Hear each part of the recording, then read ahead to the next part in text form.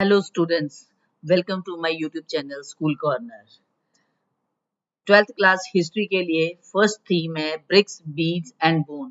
अभी इस चैप्टर की प्रॉपर अंडरस्टैंडिंग के लिए सो दैट आप आसानी से याद कर सको, आपको अभी नॉर्मल इसकी अंडरस्टैंडिंग होगी और एग्जाम में भी ये आपके लिए हेल्प करेगा।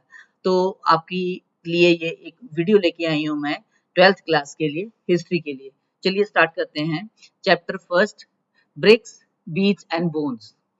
सो एक टर्म यूज की गई है, Indus valley civilization is also called the Harappan culture. Culture जो शब्द है वो उसमें क्या क्या इंक्लूडेड है, that is group of objects.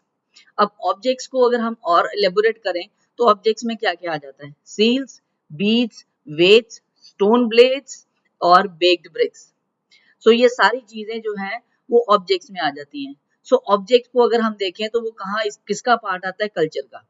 So Indus valley civilization is also called the Harappan culture. So इसमें कल्चर में आ जाएगा group of objects, distinctive in style, उनका स्टाइल एक यूनिक है, अलग है बाकी सबसे, और फाउंड टुगेदर। ये सारी चीजें एक ही स्पेसिफिक एरिया में और एक ही टाइम पीरियड पर मिली हैं वहां पर, तो इसीलिए इसका नाम दिया गया हड़प्पा, हड़प्पन कल्चर, क्योंकि ये सबसे पहले जो डिस्कवरी है वो हड़प्पा में हुई है। तो कौन सा एरिया है इस सिविलाइजेशन का, अगर बात करें कहाँ कहाँ ये सभ्यता, ये सिविलाइजेशन फैली हुई थी, तो वो है आधुनिक अफगानिस्तान, जम्मू, बलोचिस्तान जो कि पाकिस्तान में है, और गुजरात का इलाका इसके अंदर आता है। नेक्स्ट हमारे पास आ जाता है डेट और टाइम क्या है इसका। सो अप्रोक्सीमेट सी सिरसा अप्रोक्सीमेट 2600 से लेकर 1900 बीसीई का पीरियड इसको मतलब असाइन किया गया है आर्कियोलॉजिस्ट द्वारा। तो इसके दो फेजेस हैं, अर्ली हड़प्पन एज और मेच्योर हड़प्पन फेज या as. So these cultures were associated with the distinctive pottery। मतलब अगर हम इसकी बात करें दो फेजेस में, फर्स्ट में अर्ली में या लेटर मेच्योर फेज इसका आ जाता है, तो यहाँ पर हड़प्पन कल्चर में क्या क्या चीजें हम लोग अगर बात करें तो वो है एक अलग डिस्टिंक्टिव यूनिक पॉटरी, एग्रीकल्चर और पेस्टोरलिज्म और सम क्राफ्ट वहां पर डेवलप हुए थे। कुछ क्राफ्ट प्रोडक्ट आगे जाकर हम लोग पढ़ेंगे, वो इसमें वहां पर डेवलपमेंट हुई थी। नेक्स्ट है सेटलमेंट्स जो है वो नॉर्मली स्मॉल है, लेकिन बिगर सेटलमेंट्स भी है, जैसे हड़प्पा है, मोहनजोदाड़ो है, लेकिन बाकी की कुछ ऐसे हैं। तो हम अगर जनरली बात करें तो सेटलमेंट्स वर जनरली स्मॉल थी।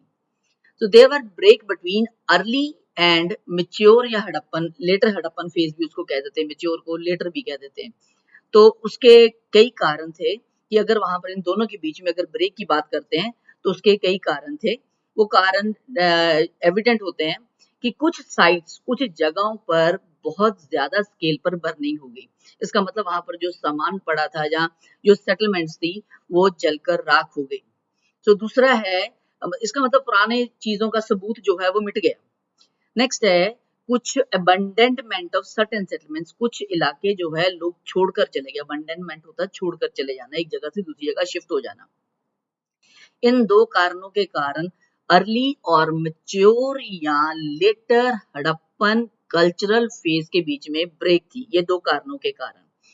नेक्स्ट है वहां के लोग कैसे रहते थे, क्या काम करते थे, क्या उनका डाइट प्लान था, क्या खाते थे, क्या उगाते थे, या बिजनेस करते थे या नहीं थे। सो इसके आगे हम चलेंगे सबसिस्टेंस स्ट्रेटेजी। अब इस स्ट्रेटेजी के अनुसार सबसे पहले हम बात करते हैं कि वहां के लोगों की डाइट क्या थी। सो वो लोग प्लांट बेस्ड भी खाते थे, wide range of plant based है। प्लांट में क्या हम लोग बात करें तो चेयर्ड ग्रेन्स और सीड आता है। चेयर्ड मतलब कटे कुचले, इसको कह देते हैं कि अनाज, ग्रेन्स मतलब अनाज। अब कुचला अनाज, कुछ गेहूं के टुकड़े जो कटे हुए मिले हैं, तो वहां पर है। क्या अकेली गेहूं थी, ग्रेन्स की अगर बात करें अनाज में, तो क्या क्या अनाज में शामिल था, व्हीट गेहूं, बार्ले था वहां पर, और लेंटिल था, चिकपी और सेसमे और मिलेट्स। ये सारी चीजें जो है वहां पर कुछ कटी कुचली मिली हैं। इसका मतलब ये लोग ये अनाज खाते थे, ठीक है। और जो आर्कियोलॉजिस्ट इन प्लांट बेस्ड जो अवशेष मिले हैं, अगर उसकी स्टडी करते हैं, उसको आर्कियोबोटेनिस्ट कहा जाता है। आर्कियोबोटेनिस्ट जो प्लांट्स की स्टडी करते हैं, जिन्होंने स्टडी की है कि वहां पर क्या चीज है, ठीक है। मिलेट्स कहाँ से मिले हमें, गुजरात से, और इसके अलावा जो ग्रेन्स का एक पार्ट है वो राइस भी था, वो राइस का एक जगह से राइस हस्क मिला है, लोथल से, कोस्टल एरिया है, कोस्टल रीजन है, इसलिए वो शायद कोस्टल के जो एरिया के लोग हैं वो राइस भी खाते थे। नेक्स्ट है एनिमल प्रोडक्ट। तो एनिमल्स में शायद वो नॉन वेज भी खाते थे या कुछ एनिमल्स को डोमेस्टिकेट भी किया उन्होंने। सो एनिमल प्रोडक्ट में क्या आता, bones of cattle, sheep, goat, buffalo, ये सब चीजों की बोन घरों में मिली हुई। तो हो सकता है लोग इनको खाने के लिए पालते थे, तो ये हमें इंफॉर्मेशन नहीं है, लेकिन बोन्स वहां पर मिली है, तो शायद ये लोग डोमेस्टिकेट करते थे, इन एनिमल्स को पाला जाता था, आज भी पाला जाता है। सो बोर, घड़ियाल, डियर की है, बोन्स ऑफ फिश और फाउल, ये वाइल्ड स्पीसीज हैं। अब ये नहीं पता कि इन जानवरों को वो लोग पालते थे या कहीं और से शिकार करके वो अपने लिए खाने के लिए घर पे लेके आया करते थे। तो ये चीजें जो बोन्स है दोनों की, वाइल्ड स्पीसीज की और डोमेस्टिकेटेड एनिमल्स की, ये दोनों की जो बोन्स है लोगों के घरों से मिली है। तो जो आर्कियोलॉजिस्ट एनिमल्स बोन्स या उनके अवशेष की स्टडी करते हैं उनको आर्कियोलॉजिस्ट भी कहा जाता है। आर्कियोलॉजिस्ट जो एनिमल्स, जो अवशेष मिले हैं उनकी बोन्स के बेस पर उसको स्टडी करते हैं कि कितने पुराने ये एनिमल्स हैं और क्या ये डोमेस्टिकेटेड थे या वाइल्ड स्पीसीज थी। नेक्स्ट आ जाता है हमारे पास एग्रीकल्चरल टेक्नोलॉजी। तो किस तरीके से वो लोग एग्रीकल्चर करते थे, क्या टेक्नोलॉजी, क्या वो टेक्निक यूज करते थे सो दैट उनके पास आसानी से जो एग्रीकल्चर को वो ग्रो कर सके। Seeds were broadcast, broadcast means scattered on the ploughed field. पहले खेत में हल चलाया जाता था, तो हल के ऊपर जो है फिर बाद में बीजों को वो लोग स्प्रेड कर देते थे, उसको स्कैटर्ड कर देते। सो बुल एस इंडिकेट करता है ऑन टेराकोटा स्कल्पचर। हमारे पास बुक में भी अगर आप देखोगे तो बुक का पेज नंबर 3 है, वहां पर टेराकोटा बुल की फिगर वहां शो हो रही है।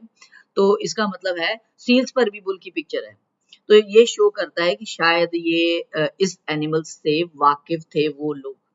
नेक्स्ट है आर्कियोलॉजिस्ट ये भी एस्टिमेट करते हैं कि ऑक्सन, बैल को खेती में हल जोतने के काम में लगाया जाता था।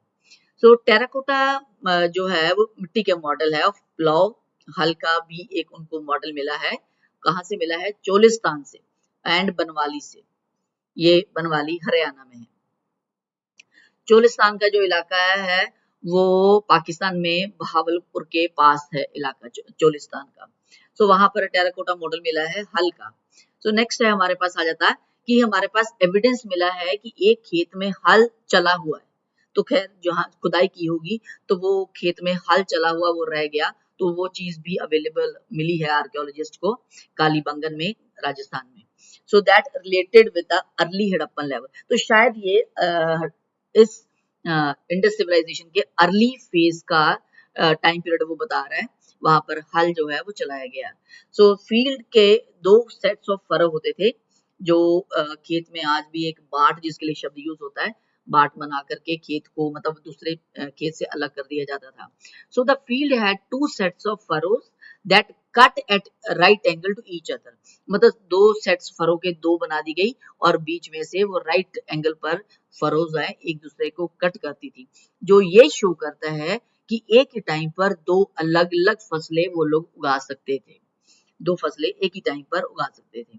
तो खेती के लिए, हार्वेस्टिंग के लिए कौन कौन से टूल जो है वो लोग यूज करते थे। अभी हमने इतना देखा कि प्लॉट फील्ड मिला है या खेती वाले खेतों में हल चला हुआ, वो भी एक हमें एविडेंस वहां पर अवेलेबल है कालीबंगन में।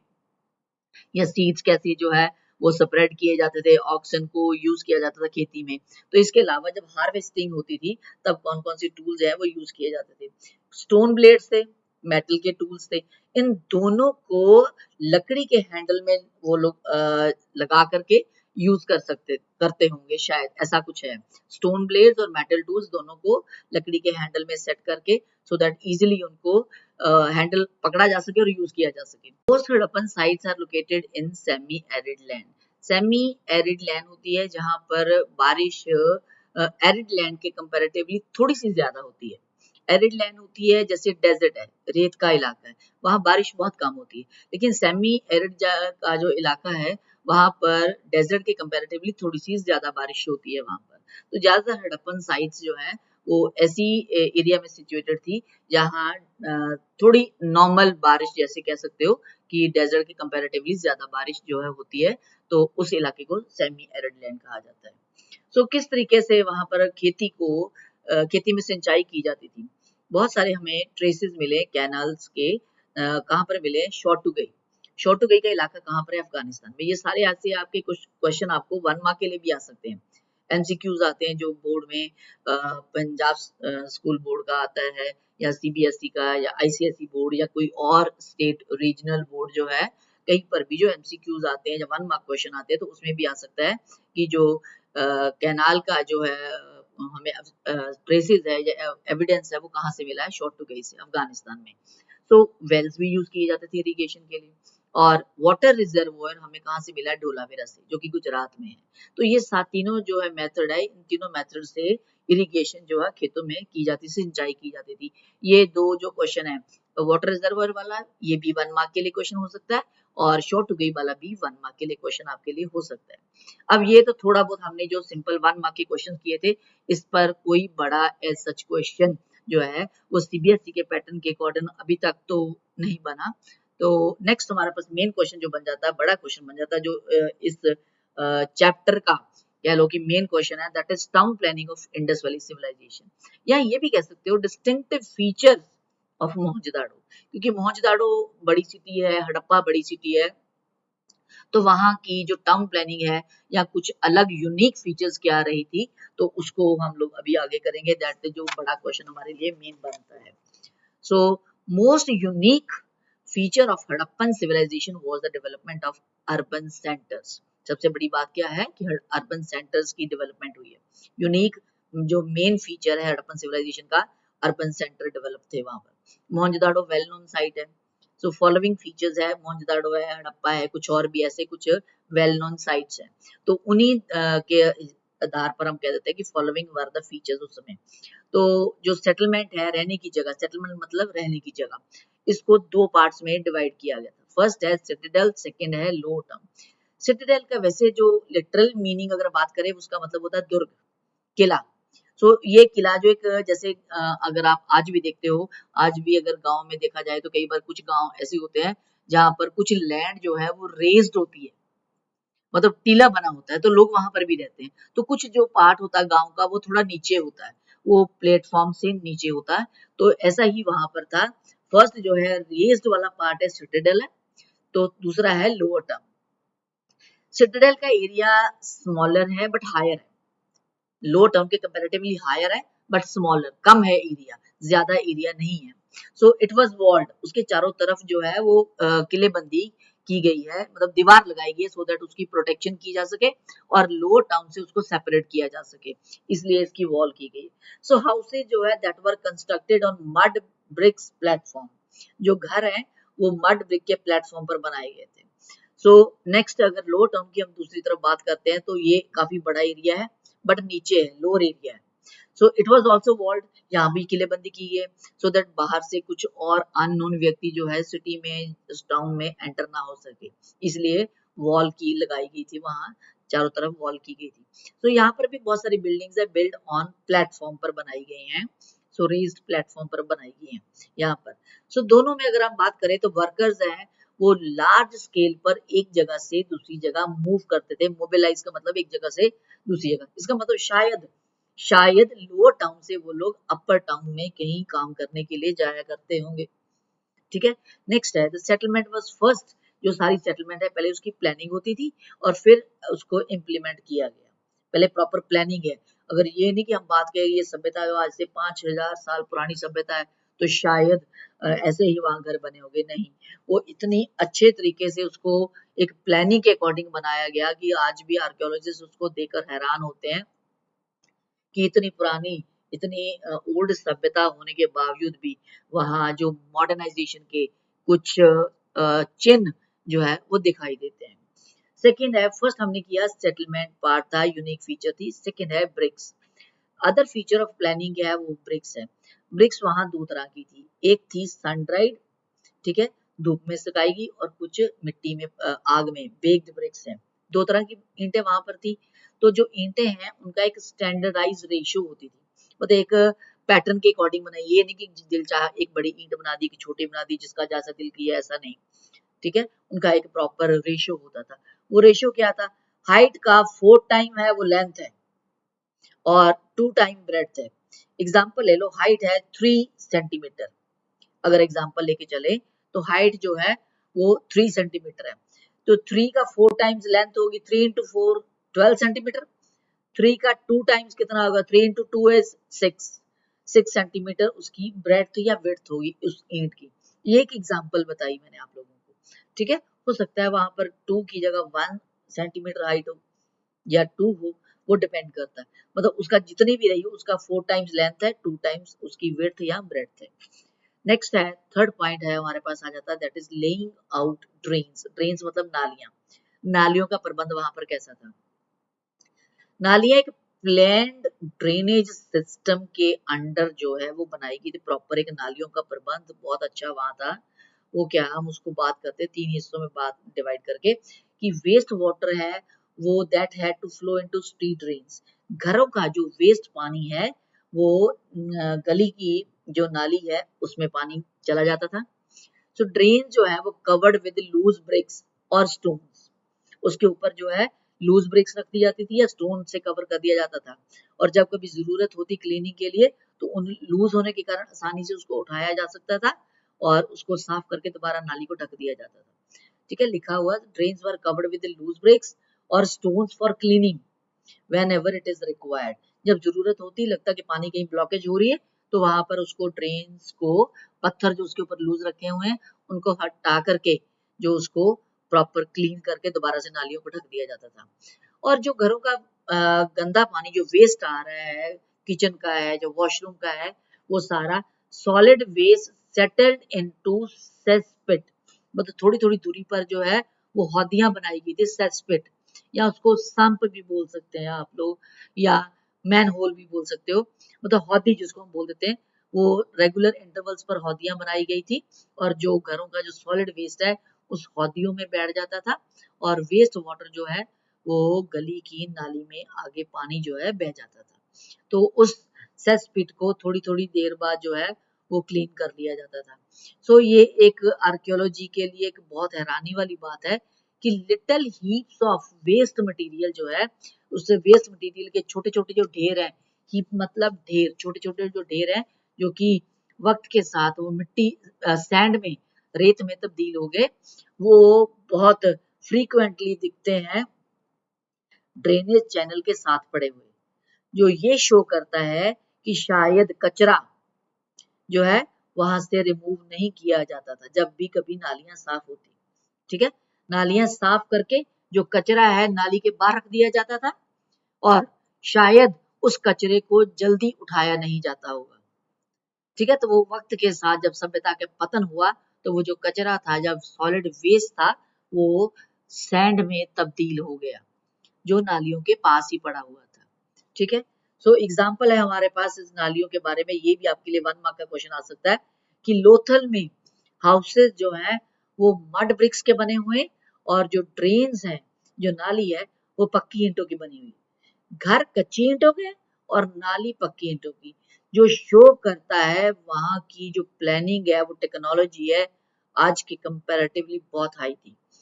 नेक्स्ट है हमारे पास आ जाता है ग्रिड पैटर्न। जो रोड्स हैं या गलियां हैं, रोड, सड़कें और जो गलियां हैं वो एक दूसरे को राइट एंगल पर काटती थी।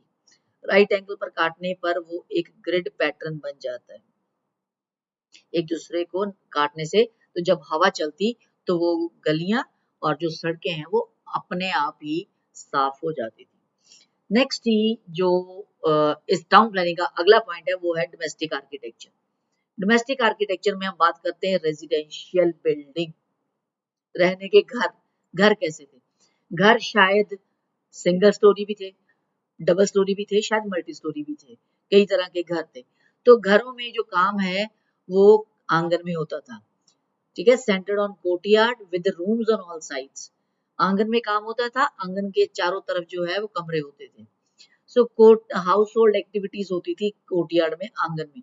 कौन सी हाउस होल्ड, कुकिंग होती होगी, वीविंग करते होंगे जो लोग, जो घर का सारा काम है वो डे टाइम वो वहाँ वो लोग कोर्टयार्ड में, आंगन में करते थे।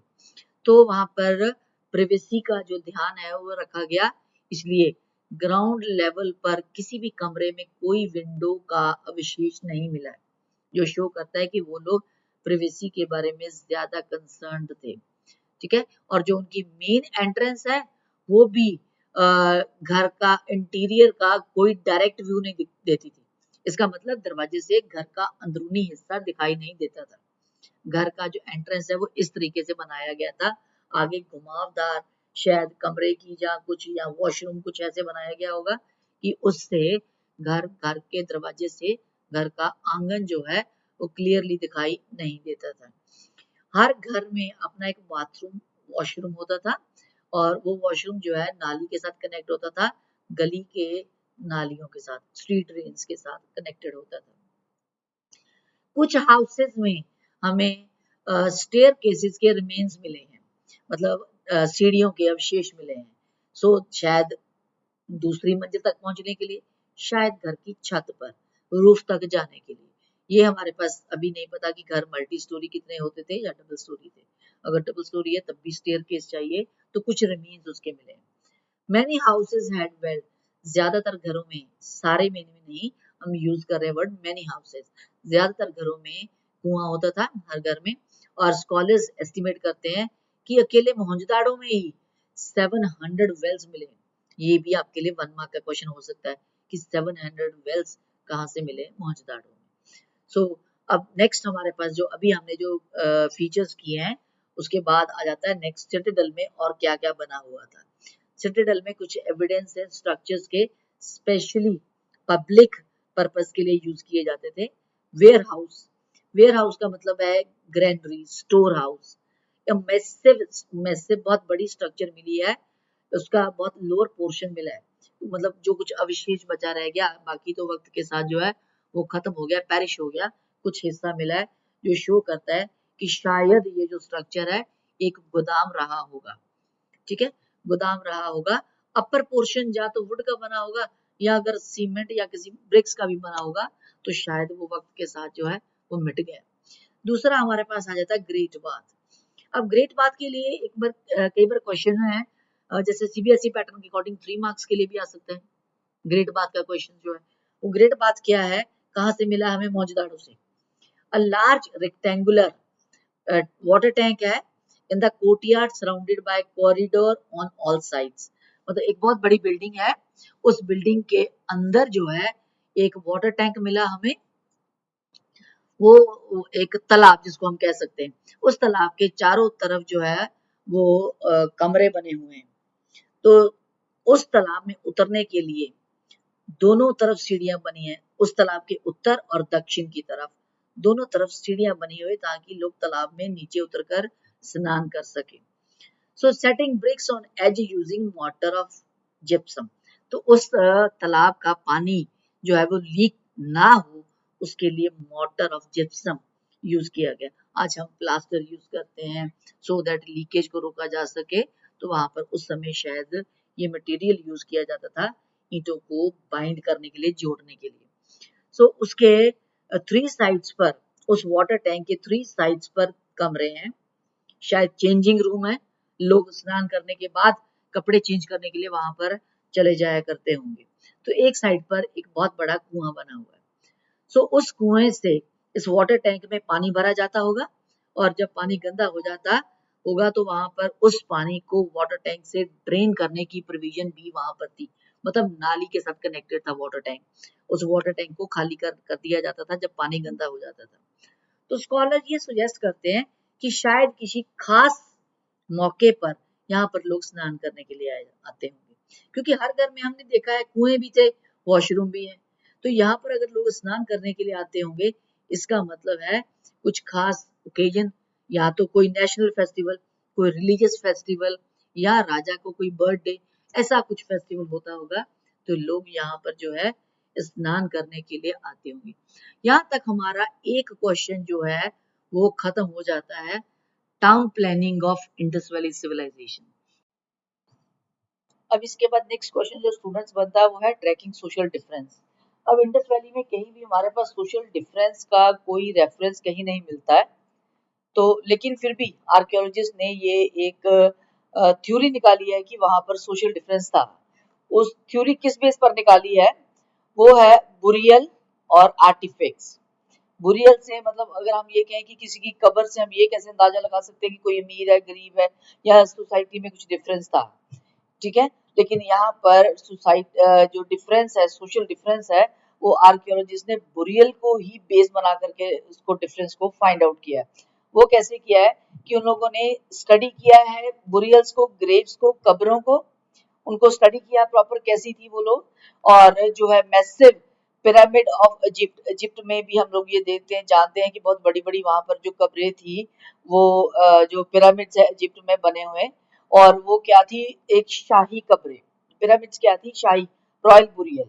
तो रॉयल बुरियल है तो मतलब इसमें वहां पर नेचुरली बात है बहुत सारा सोना या ज्वेलरी या कुछ पॉटरी या कुछ कीमती चीजें जो है वो उस बुरियल में, पिरामिड में दफन होगी। जो इसी के बेस पर जो थ्योरी आर्कियोलॉजिस्ट ने दी इंडस वैली के लिए वो है कि जो कब्रें हैं वो पक्की ईंटों की बनी हुई है। तो इसका मतलब है कि जो व्यक्ति के कुछ पास अमीर होगा, जो पैसे होंगे, नेचुरली बात है वो कब्र को भी अच्छे से अंदर से पक्का कर देगा, सो दैट जो डेड बॉडी को दफनाना है तो पक्की कब्र में दफना दिया जाए। और उसके साथ उसकी ज्वेलरी जो उसको शौक हो, चाहे मेल है फीमेल है, जो उसको शौक हो वो साथ उसमें दफना दिया गया उसके साथ। इसके अलावा कुछ अगर नॉन वेजिटेरियन है, कुछ वेजिटेरियन है, तो नॉन वेजिटेरियन के लिए कुछ एनिमल्स जो है वो भी साथ दफनाए गए हैं। तो उस व्यक्ति की जो पसंदीदा डिश रही होगी, जो उसका नॉन वेज वो खाता होगा, तो वो एनिमल्स भी साथ में डेड बॉडी के दफनाए गए। डेड्स को जो है वो एक पिट्स में अच्छे से लिटाया गया है। Some burials were hollowed out और space lined with the bricks. मतलब अंदर से वो जो बुरियल्स है कब्र खोद करके उसको अंदर ईंटों से पक्का कर दिया गया।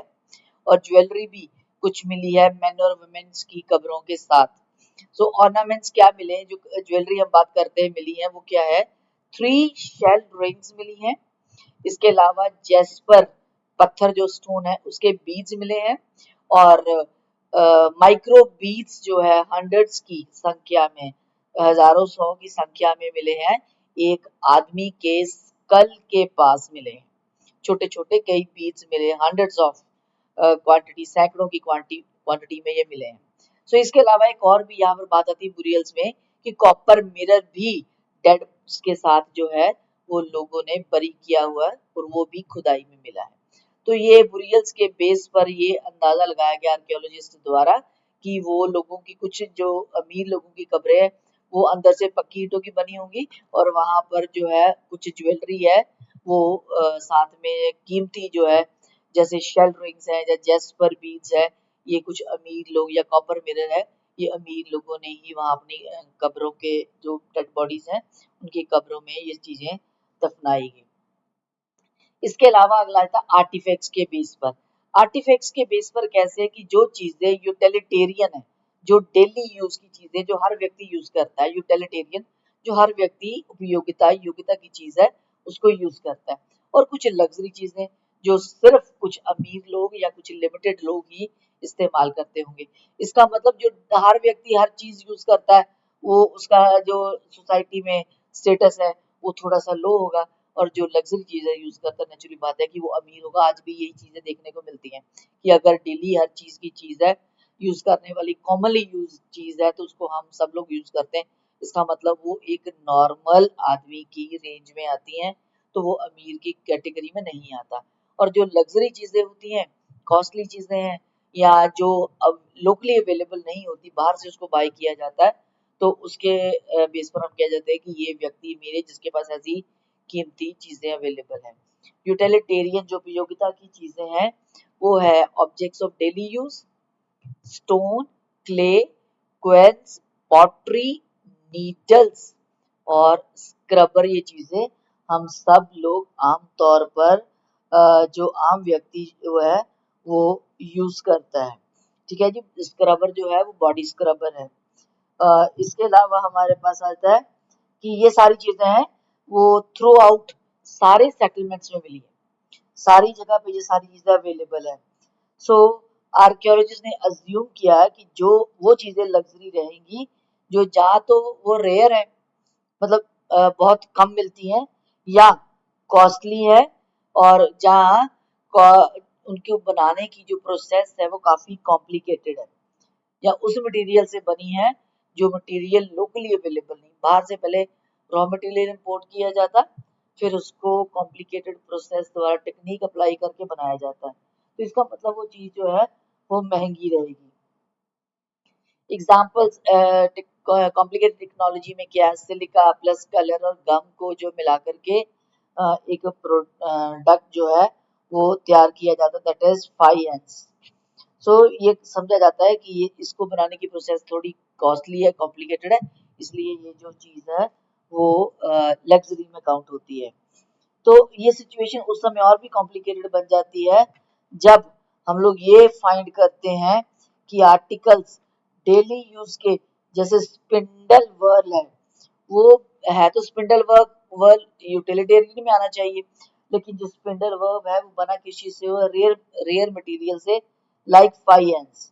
तो अब उसको हम कहाँ रखेंगे, यूटिलिटेरियन में या लग्जरी में, यहाँ पे, क्योंकि स्पिंडल वर्ल जो है वर्ल है वो डेली यूज का है, पर बना कीमती चीजों से हुआ है, कीमती सामान से बना हुआ है। सो हम लोग अगर स्टडी करते हैं इन आर्टिफैक्ट्स को, तो हम लोगों को ये मिलता है कि जो रेयर ऑब्जेक्ट्स हैं वो बड़ी सेटलमेंट्स में मिलते हैं, कॉस्टली जो चीजें हैं, जो कॉम्प्लिकेटेड जिनको बनाने की प्रोसेस है, वो बड़ी सेटलमेंट्स जैसे हड़प्पा है, मोहनजोदाड़ो है, वहां पर ये जो है मिलते हैं, वहां पर हड़प्पा मोहनजोदाड़ो बड़ी है। सो जो छोटी डेली हर चीज है वो यूटिलिटेरियन, वो स्मॉल सेटलमेंट्स में भी मिल जाती है, छोटे इलाकों में भी मिल जाती है। तो एग्जांपल दी हुई है बुक में भी, मिनिएचर पॉट्स ऑफ 5N, शायद परफ्यूम बॉटल्स जो फाउंड की गई है मोहनजोदाड़ो और हड़प्पा में। So there were none from small settlements, पर ये सारी दोनों चीजें जो परफ्यूम की बॉटल छोटी सेटलमेंट कालीबंगा से नहीं मिली, कालीबंगन से नहीं मिली। सो गोल्ड भी रेयर है। सो ये सारी चीजें जो हड़प्पा से मिली हैं, इसका मतलब है ये लग्जरी की चीजें, जिसके बेस पर हिस्टोरियंस ने इसको ये कह दिया कि ये जो है वहां पर सोशल डिफरेंस था इंडस वैली में। सो ये भी अपने आप में एक कंप्लीट क्वेश्चन बन जाता है। अब डिपेंड करता है कि सीबीएसई के अकॉर्डिंग ये 3 मार्क्स में अकेला बुरियल्स का क्वेश्चन भी आ सकता है। अगर टोटल पूरा क्वेश्चन हो ट्रैकिंग सोशल डिफरेंसेस, वो 8 मार्क्स में, सीबीएसई का जो प्रेजेंट पैटर्न है उसमें 8 मार्क्स में भी ये क्वेश्चन आ सकता है। तो अलग अलग और बोर्ड्स भी है, बाकी और स्टेट्स के बोर्ड्स भी हैं, तो वहां पर हो सकता है 5 मार्क्स के क्वेश्चन में भी ये ट्रैकिंग सोशल डिफरेंसेस आ सकता है। ये बुक की बैक एक्सरसाइज का भी क्वेश्चन है। सो नेक्स्ट क्वेश्चन की तरफ चलते हैं। आई होप कि ये आपको कॉन्सेप्ट क्लियर होगा, और अगर कुछ डाउट हो तो आप अपने कमेंट करके भी बता सकते हो। नेक्स्ट है हमारे पास अगला क्वेश्चन आ जाता है, वो है craft production, finding out about craft production, कि वहां पर जो है मेन क्राफ्ट का काम होता था, वहां पर मोहनजोदाड़ो में, हड़प्पा में या इंडस वैली में हम कह सकते हैं। तो क्राफ्ट कौन कौन से बनते थे, कौन कौन से एरिया थे, उनको बनाने की क्या प्रोसेस थी, और क्या सामान यूज होता था कि क्राफ्ट वर्क जो है वो बनाया गया किस चीजों से। सो चौहनदाड़ो जो है, या चोहंदड़ो भी आप कह सकते हो, एक टाइनी छोटी सेटलमेंट है जहां पर क्राफ्ट बनाया जाता था, ये चीजें जो है कारीगरी की चीजें जो है वो बनाई जाती थी चौहंदड़ो में। ठीक है, अब क्या बनाया जाता था, वो था bead making, shell cutting, metal working, steel making और वीट मेकिंग, ये सारी चीजें बनाई जाती थी। बनाना बनाने के लिए मटेरियल कौन सा यूज किया जाता था, ये आपको छोटे क्वेश्चन में भी आंसर आ सकते हैं। ठीक है, स्टोन कौन से, कार्निलियन आपसे पूछा जा सकता है कि क्या ये स्टोन है या क्या है, या स्टोन के या जैस्पर के बारे में आ सकता है, मतलब ये अपने आप में भी 1 मार्क के क्वेश्चन एमसीक्यूज में भी आ सकते हैं। ठीक है, तो स्टोन में कार्निलियन रेड कलर का स्टोन है, जैस्पर, क्रिस्टल, क्वार्ट्ज और स्टेटाइट, ये स्टोन की कैटेगरीज हैं सारी, ये सारा स्टोन है, टाइप है उसमें। नेक्स्ट आ जाता है मटेरियल मेटल, मेटल में क्या यूज होता था, कॉपर, ब्रॉन्ज और गोल्ड। ठीक है, फिर शेल्स, फायांस, टेराकोटा और बर्च क्ले, ये सारा सामान यूज होता था, मटेरियल यूज होता था क्राफ्ट बनाने के लिए। नेक्स्ट है कि क्राफ्ट की शेप क्या थी, किस शेप में क्राफ्ट या कोई चीज जो है वो बनाई जाती थी। शेप बहुत सारी है, न्यूमरस शेप्स है बहुत सारी। सिलेंड्रिकल, सिलेंडर की शेप की। स्फेरिकल, स्फीयर है, राउंडेड है। डिस्क शेप है, बैरल शेप है, बुक में इन सब की पिक्चर जो है वो बनी हुई है। बैरल शेप है या सेगमेंट है। सेगमेंट मतलब जैसे छोटे छोटे कंपार्टमेंट बने होते हैं, सेगमेंट है। ये शेप्स है जो क्राफ्ट प्रोडक्ट जो बनाया गया था। अब टेक्निक क्या थी इन बीड्स को, क्राफ्ट को बनाने के लिए।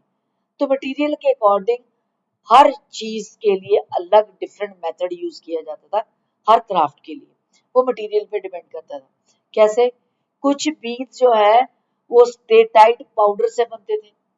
स्टेटाइट का जो स्टोन है उसका जो पाउडर जब उसको बनाया जाता था, शेप दी जाती थी, तो नीचे उसका पाउडर कई बार गिर जाता, तो उस पाउडर से भी कुछ बीज जो है वो बनाए गए थे। So this permitted making a variety of shapes, जिसके कारण कई वैरायटी है वो शेप्स में प्रिपेयर की गई, बनाई गई। फिर आ जाता जो हार्डर स्टोन थे, उनको उनमें ज्योमेट्रिकल शेप्स यूज की गई थी। जो हार्डर सख्त स्टोन होता था, हार्ड स्टोन है जिसको कट करना तोड़ना जो थोड़ा मुश्किल होता था, उसमें ज्योमेट्रिकल शेप यूज की गई। सो कार्नीलियन जो है वो कैसे मिलता था, by burning yellowish raw material, yellow colour का रॉ मटेरियल को जलाने से, ठीक है। वो कार्नीलियन जो है रेड कलर का, जो ऊपर हमने ऊपर बात की है, ये स्टोन जो है मिलता था। फिर बीड्स बनाए जाते थे वेरियस स्टेजेस ऑफ प्रोडक्शन, मतलब अलग अलग के तरीके से उसको बनाने की जो प्रक्रिया है वो अलग अलग होती थी। नेक्स्ट है nodules. Nodule chipped into rough shape. Nodules क्या होता है, आपने कई बार देखा होगा, जैसे कुछ पेड़ जो दो पेड़ों को जोड़कर बनाया जाता है, एक गांठ सी बन जाती है, उसको नोड्यूल्स कहते हैं। So nodules chipped into rough. अब नोड्यूल्स को तोड़ा जाता था सो दैट एक प्रॉपर सरफेस, एक प्रॉपर शेप जो है उसको दी जा सके। And then the final form, उसको चिप्ड होता है तोड़ना रफ शेप में, फिर उसके बाद उसकी फाइनल शेप की प्रॉपर उसको अच्छे से टेक्निक से उसको यूज करके पॉलिश किया जाए, साफ बना दिया जाए, जिसमें उसकी नोड्यूल या गांठ जो है वो नजर ना आए। ठीक है, एक प्रॉपरली उसको एक स्मूथ बना करके फाइनल उसको शेप दी जाती थी। फिर ये सारी चीजें जो बनती है बीड बनाने की जो प्रोसेस है, उसमें क्या शामिल होता है, ग्राइंडिंग, उनको छीलना, फिर उसको पॉलिश करना, ड्रिलिंग, इस सब से जो प्रोसेस है वो कंप्लीट हो जाती थी। जो क्राफ्ट बनाने की, क्राफ्ट एक प्रॉपर बन जाता था इस प्रोसेस द्वारा। सो स्पेशलाइज जो ड्रिलिंग यहाँ पे बात करते हैं, जो स्पेशलाइज ड्रिल है वो कहाँ मिली है, चुहंदड़ो या चन्हुदाड़ो, लोथल और ढोलावीरा में। ये तीन मेन सेक्टर्स पे एक स्पेशलाइज्ड ड्रिल जो है, इनको बनाने की प्रक्रिया जो है वो यहाँ तीन जगहों पे मिली। ये भी आपको एक एमसीक्यूज में क्वेश्चन जो है वो आ सकता है। आप इसको ऐसे भी अपने तरीके से अंडरलाइन भी आप कर सकते हो, मार्क कर सकते हो इसको इस तरीके से।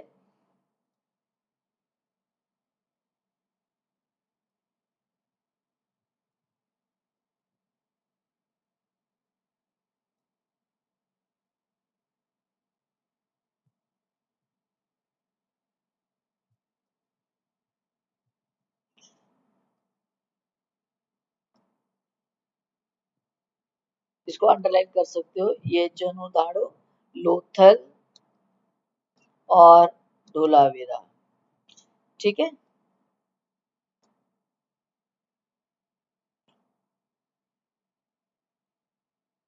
नेक्स्ट आ जाएगा हमारे पास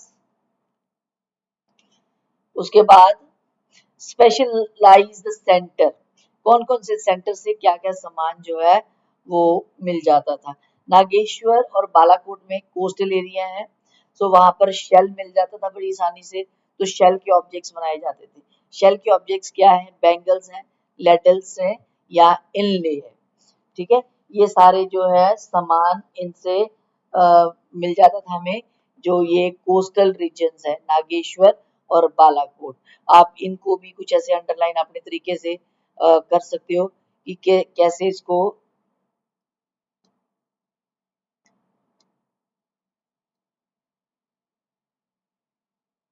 नागेश्वर और बालाकोट, ये क्या आ जाता है हमारे पास, कोस्टल रीजन। नेक्स्ट आ जाता है हमारे पास अगला आ जाता है चनहुदाड़ो और लोथल। वहां पर क्या है, फॉर फिनिश्ड बीट्स, ठीक है, यहाँ पर जो प्रोडक्ट को प्रॉपर फाइनल शेप जो है वो दी जाती थी, अच्छे से बीज जो है चनहुदाड़ो और लोथल में बनाए जाते थे। ये भी आप 1 मार्क के लिए इसको क्वेश्चन को याद कर सकते हो। तो बीज यहाँ से बना करके कहाँ भेजे जाते थे, टू लार्ज अर्बन सेंटर्स। बनाए कहाँ जाते थे, चनहुदाड़ो और लोथल में, और भेजे कहाँ जाते थे, urban centre Harappa and Mohenjodaro में, 2 जगहों पर। ठीक है, अब इस पर आइडेंटिफाई हम सेंटर्स को अगर करें कि कौन सा जो इलाका है किस चीज के लिए फेमस है, वो हमारे पास आ जाता है रॉ मटेरियल के बेस पर या अनफिनिश प्रोडक्ट के बेस पर। रॉ मटेरियल के बेस पर हम सेंटर्स को आइडेंटिफाई कर सकते हैं कि स्टोन नोड्यूल्स मिलते थे वहां से, ठीक है, शेल्स मिलता था, कॉपर ओर्स थी, और टूल्स जो है वहां बनाने की प्रक्रिया जो चलती थी, ठीक है, जो मतलब टूल्स बनाने के लिए जो रॉ मटेरियल मिलता था। फिर अनफिनिश्ड, अब ये रॉ सारा मटेरियल को इकट्ठा करके इसका मतलब इसको काम किया जाता था। सो अनफिनिश्ड प्रोडक्ट रिजेक्ट्स और वेस्ट जो है वो मटेरियल मिलता था। अगर मान लो ये सारा सामान है हमें इकट्ठा करके फैक्ट्री में लेके जाते हैं, तो वहां नेचुरली बात है कुछ रिजेक्ट्स मिलेंगे, मतलब जो चीज काम की नहीं उसको छोड़ दिया, या जो चीज बनाने की प्रोसेस में बहुत सारा सामान की बार वेस्ट भी हो जाता है।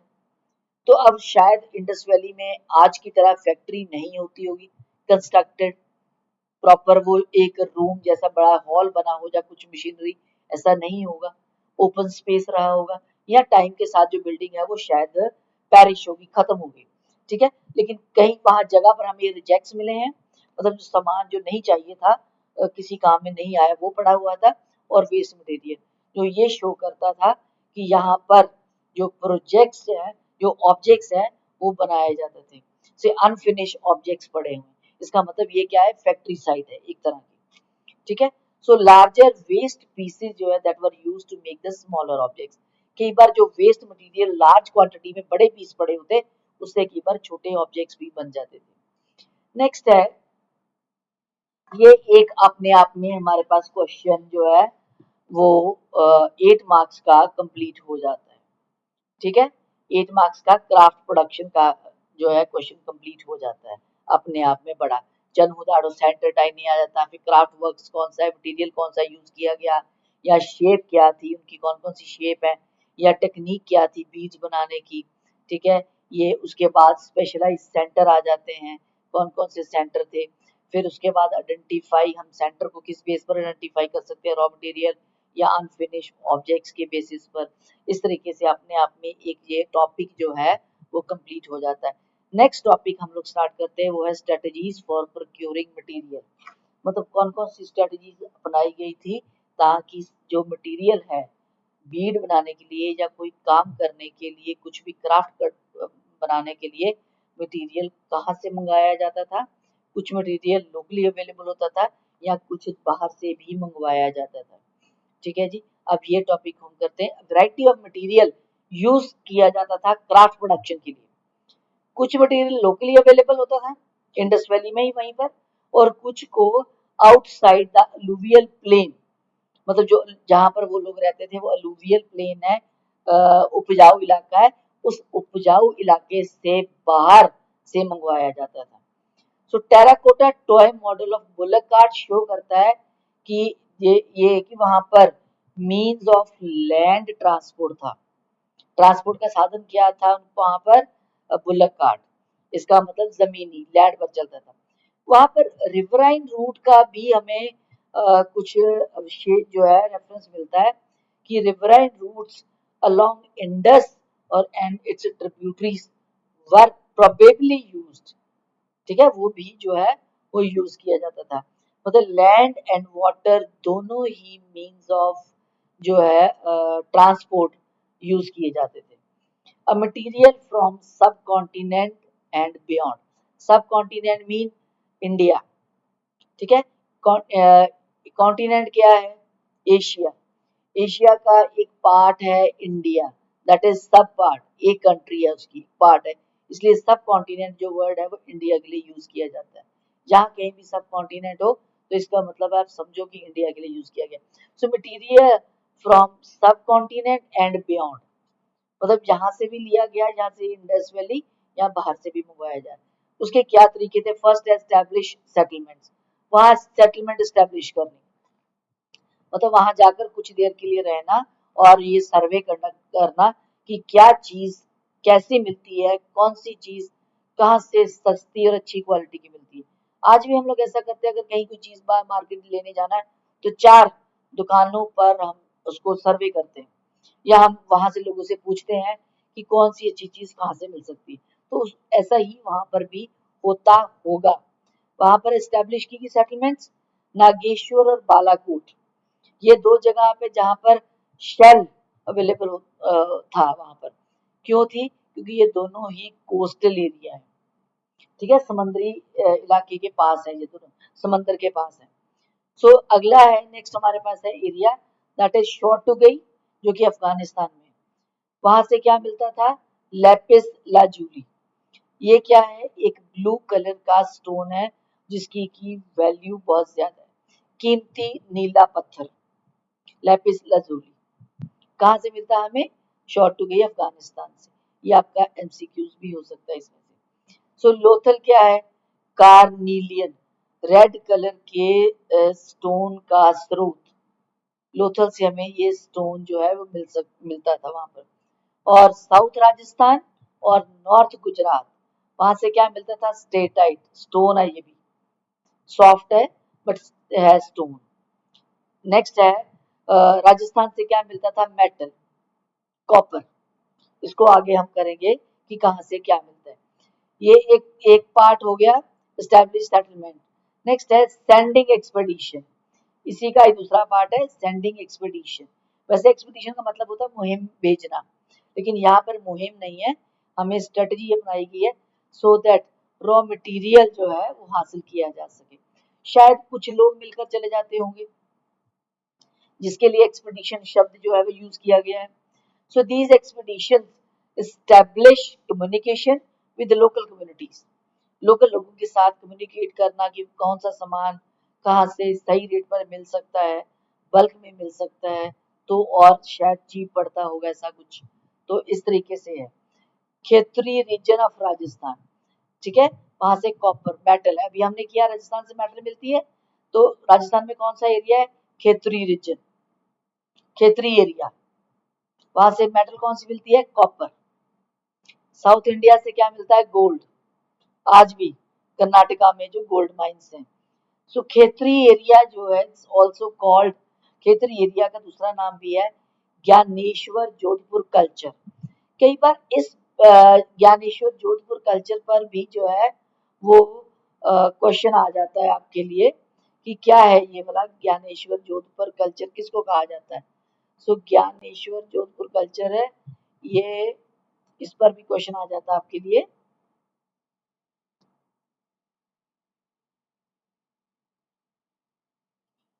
किसके लिए? खेतरी एरिया के लिए यूज किया गया है।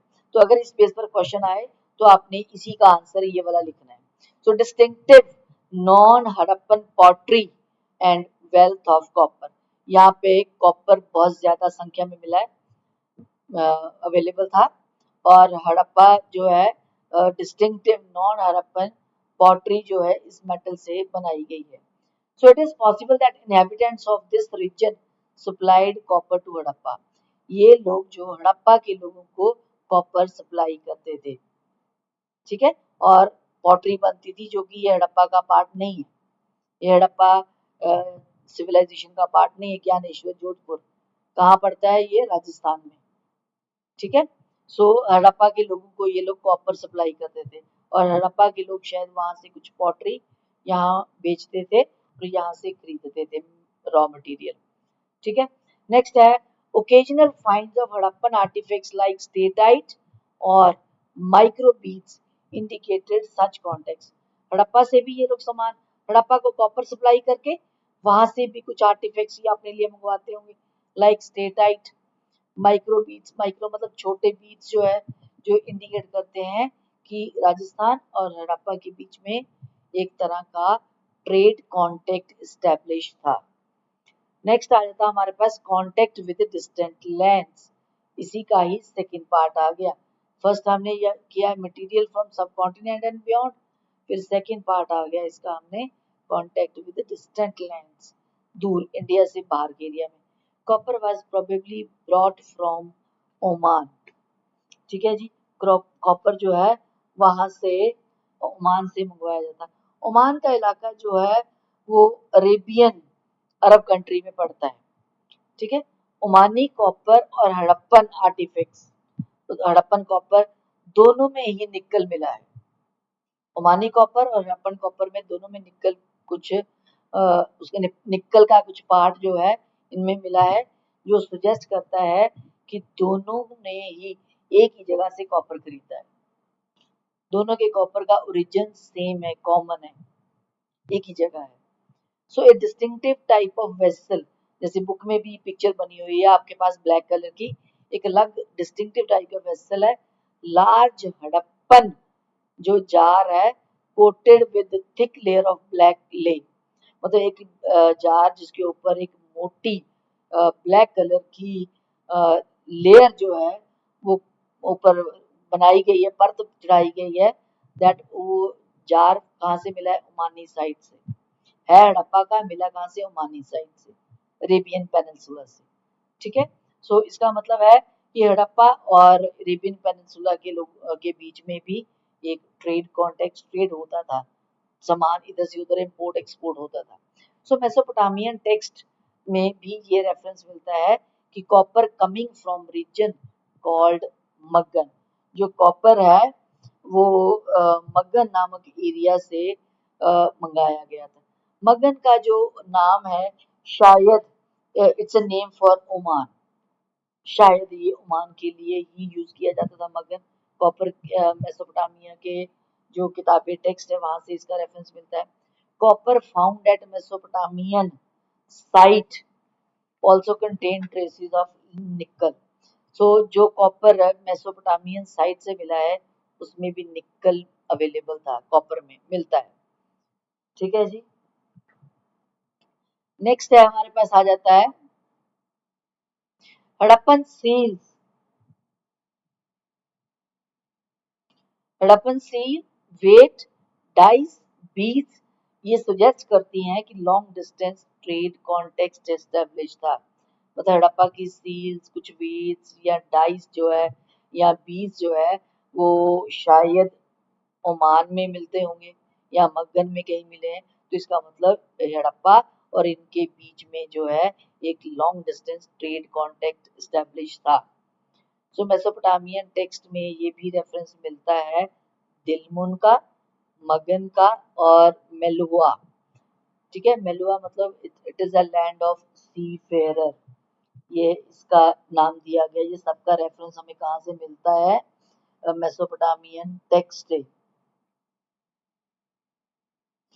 मेलुआ से हमें क्या मिलता है? Carnelian, Lapis lazuli, copper, gold और बहुत सारी वैरायटी की जो है वुड वो मिलती थी। मेसोपोटामिया की एक मिथ थी मेलुआ के बारे में कि एक हजा बर्ड का वहां रेफरेंस मिलता है कि उसकी जो वॉइस है वो लोगों को रॉयल पैलेस में मतलब सुनी जाती थी। हजा bird match call be heard in the royal palace. तो हजा बर्ड जो है मतलब जिसकी आवाज उस रॉयल जो पैलेस है वहां सुनी जाती थी, सुननी अच्छी थी, वहां लोग अच्छा समझते इस बात को। तो हजा बर्ड शायद पीकॉक हो रहा है, जिसकी एक मधुर आवाज है, आज भी सुननी हम लोगों को अच्छी लगती है। कहीं पीकॉक की आवाज, पीकॉक बोल रहा हो तो हमारा ध्यान उस तरफ चला जाता है, तो शायद ये पीकॉक था, ठीक है जी।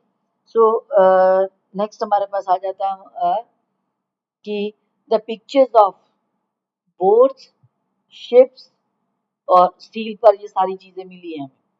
किस चीज की सीट्स पर पिक्चर्स मिली है? बोट्स की और शिप्स की।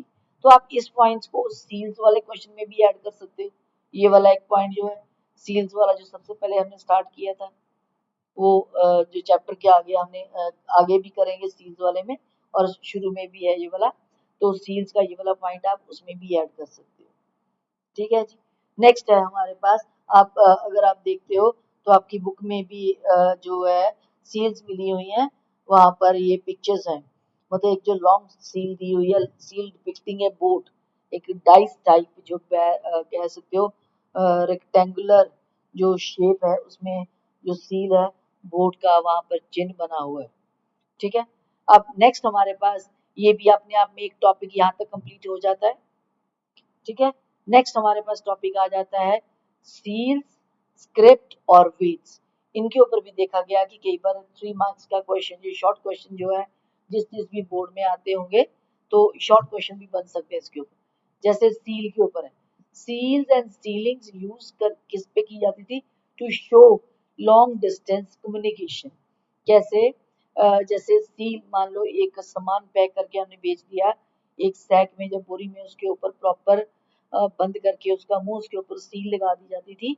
और seal also conveyor the identity of the centre, centre का नाम उस सील के ऊपर, मतलब मान लो मैंने एक सैक है, एक पार्सल बनाया, उसके ऊपर कुछ वो जो एक आपकी बुक में भी ये बना हुआ है कि mouth was tied with the rope and knot was fixed, some wet clay उसके ऊपर लगा दी जाती थी और सील उसके ऊपर प्रेस कर दी जाती थी, और उस सील का जो इम्प्रेशन था उसके ऊपर छप जाता था। तो शायद इसमें क्या होता था, कई बार सेंटर का नाम भी आइडेंटिफिकेशन होती थी। तो अगर ये सील एज इट इज लगा हुआ सामान रिसीवर के पास पहुंच जाता था, तो इसका मतलब है it had not been tampered with, मतलब इस पार्सल को कहीं से काटा नहीं गया या इसके साथ कोई छेड़छाड़ नहीं की गई। अगर कहीं से जो सील टूटी हो या उसमें सेंटर का नाम आधा हो या मिटा हो या कटा हो, तो ये शो करता था कि ये जो है पार्सल है प्रॉपरली सही तरीके से नहीं है, बीच में से इसको किसी ने ओपन कर लिया, रास्ते में खोल लिया। ठीक है। सो इसके अलावा सील्स का क्या था, Harappan seal usually have a line of writing, मतलब इस सील्स में एक राइटिंग की लाइन भी होती थी जिसमें name and title of owner लिखा होता था।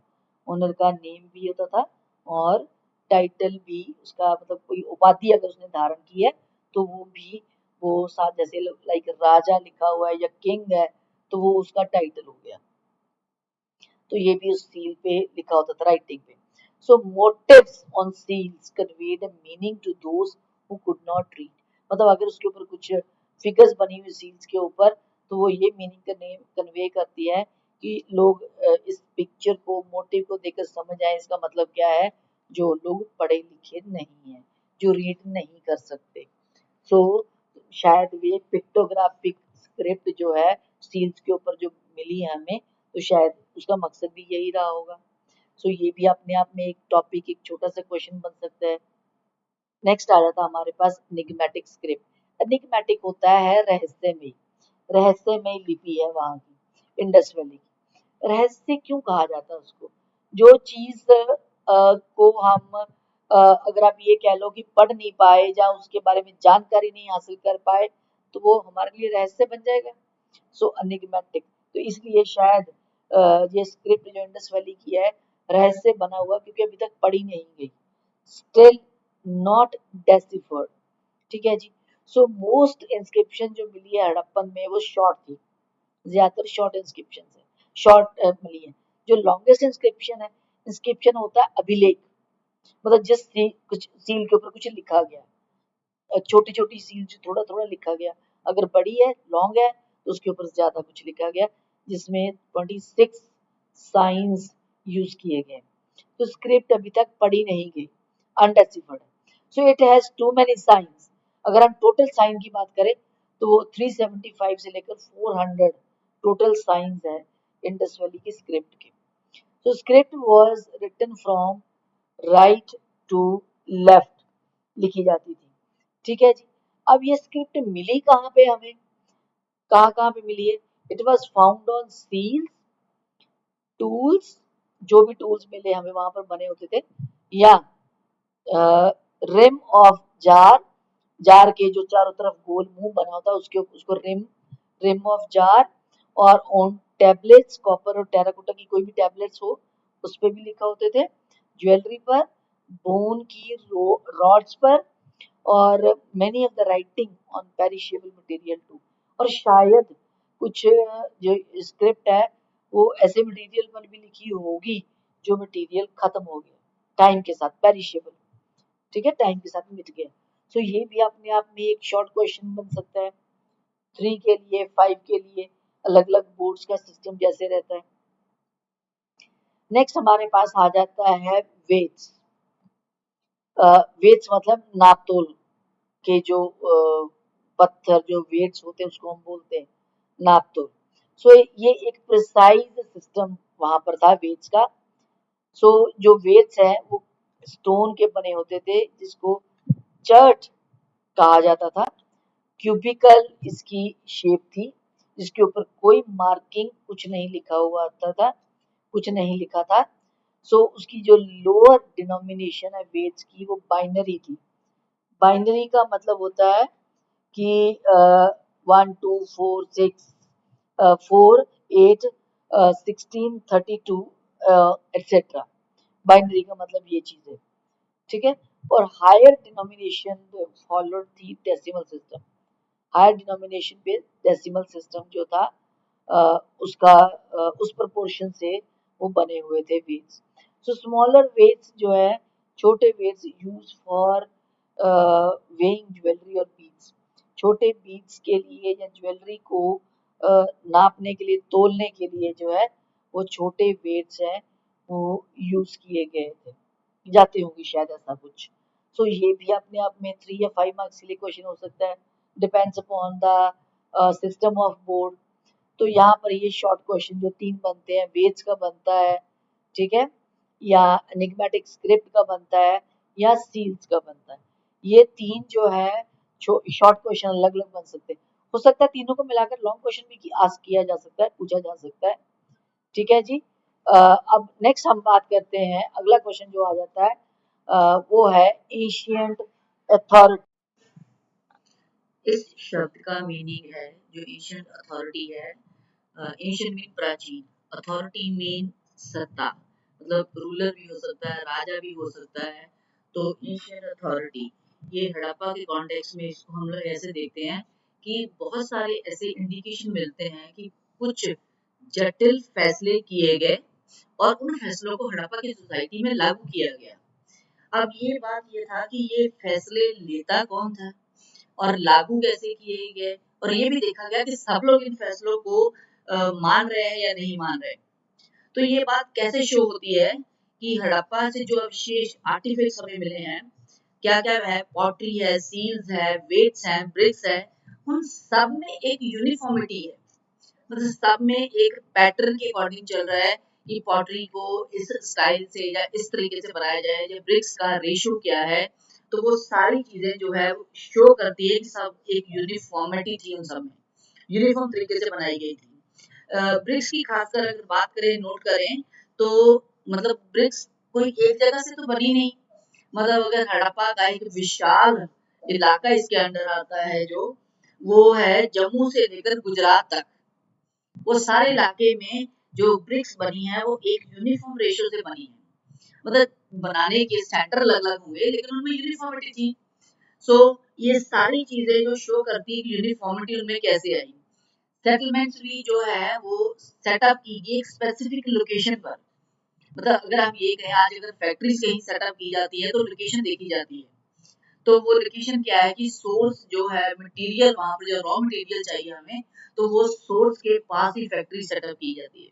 तो इसी तरह जो सेटलमेंट्स थी वहां पर भी बनी, वो एक स्पेसिफिक लोकेशन के अनुसार बनी है, सो दैट लेबर भी आसानी से एक जगह से दूसरी जगह पर मोबिलाइज, मतलब मूव कर सके और ब्रिक्स बना सके और वॉल्स की कंस्ट्रक्शन जो है वो कर सके। अब ये सारी एक्टिविटीज ऑर्गेनाइज कौन करता है? Who organize these activities? तो अब क्वेश्चन आता है, इस क्वेश्चन का कोई स्पेसिफिक आंसर कहीं भी अवेलेबल नहीं है। अगर हम ये कहें कि हमें ये सारी चीजें हमें देखी कि ये सब कैसे होता है, कि सारी यूनिफॉर्मिटी अवशेषों में, आर्टिफैक्ट्स में कैसे थी, या जम्मू से लेकर जो गुजरात तक का इलाका है वहां पर ब्रिक्स कैसे एक रेशियो के अनुसार बन रही है, जैसे सेटलमेंट्स कैसे स्टैब्लिश की गई, जब ब्रिक्स की कंस्ट्रक्शन के लिए जो लेबर मोबिलाइज करती है या वॉल्स की कंस्ट्रक्शन के लिए, तो वो उसका एक पैटर्न था। अब ये सारी एक्टिविटी एक व्यक्ति ही ऑर्गेनाइज कर सकता है, वो कौन था? लेकिन इसका कोई स्पेसिफिक एक आंसर नहीं था। बहुत सारी इसके लिए क्लू दिए गए, थ्योरी दी गई आर्कियोलॉजिस्ट द्वारा। अब हम बात करते हैं उसको एक एक करके। वो है पैलेसेस एंड किंग्स। पैलेसेस क्या है? For the centre of power, archaeological records provide no immediate answer. इस क्वेश्चन का कोई इमीडिएट आंसर नहीं है आर्कियोलॉजिस्ट के पास, तो थ्योरीज दी है उन्होंने। फर्स्ट थ्योरी क्या आती है कि लार्ज बिल्डिंग हमें मिली है मोहनजोदाड़ो से, जिसको शायद पैलेस कहा गया है बाय आर्कियोलॉजिस्ट। बट उसका कोई और, अगर हम ये बात कहें कि सेम ऐसी कोई और बिल्डिंग मिली है, तो ऐसा कुछ नहीं है। सिर्फ एक ही एक बड़ा सा हॉल जैसा मिला है, जिसको कि आर्कियोलॉजिस्ट ने पैलेस का नाम दे दिया है। दूसरी थ्योरी हमारे पास आ जाती है, नेक्स्ट आ जाता है हमारे पास कि प्रीस्ट किंग, एक स्टोन का स्टैचू मिला है जिसको लेबल कर दिया गया है प्रीस्ट किंग। अब ये प्रीस्ट किंग शब्द जो है, वो आर्कियोलॉजिस्ट इस शब्द से पहले ही वाकिफ थे। वो शब्द उन्हें मेसोपोटामियन हिस्ट्री में मिला, तो उस मतलब उसके बेस पर उन्होंने हड़प्पा को जो स्टैचू मिला है, रेड सैंड स्टोन का जो स्टैचू मिला है, उसको प्रीस्ट किंग का नाम दे दिया गया है। अब जो रिचुअल, धार्मिक जो काम था, प्रैक्टिस है हड़प्पन सिविलाइजेशन की, वो आर नॉट वेल अंडरस्टूड कि ये परफॉर्म कौन करता था। नेचुरली बात है, धर्म के नाम पर अगर हम बात करें, बहुत बड़ा एक यज्ञ या अनुष्ठान जो करता है, तो वो उस व्यक्ति के पास कोई पॉलिटिकल पावर होगी, इसका मतलब राजा है, तभी वो लोगों के वेलफेयर के लिए, उनके वेल बीइंग के लिए वो एक धार्मिक अनुष्ठान या रिचुअल प्रैक्टिसेस की जाती है। सो और अकॉर्डिंग टू आर्कियोलॉजिस्ट की हड़प्पन सोसाइटी में फर्स्ट थ्योरी है, कोई राजा नहीं था। बिना राजा की सोसाइटी अपने आप चल रही थी, ऑल आर इक्वल, कोई उनमें से एक अलग सीनियर रूल नहीं कर रहा था उन लोगों के ऊपर। पहली थ्योरी ये है। फिर नेक्स्ट आ जाता है कि कोई एक सिंगल रूलर नहीं था, बट सेवरल रूलर थे। ये भी रूलर है वहां पर, उस जगह का वो भी रूलर है, या कई और जगह का किसी और रूलर है, बट सेवरल रूलर, एक सिंगल रूलर नहीं है। तो नेक्स्ट आ जाता है हमारे पास कि एवरी सिटी, हर एक सिटी, लाइक मोहनजोदाड़ो है, हड़प्पा है, कालीबंगन है, या कोई और है, they all had their own separate या डिफरेंट रूलर।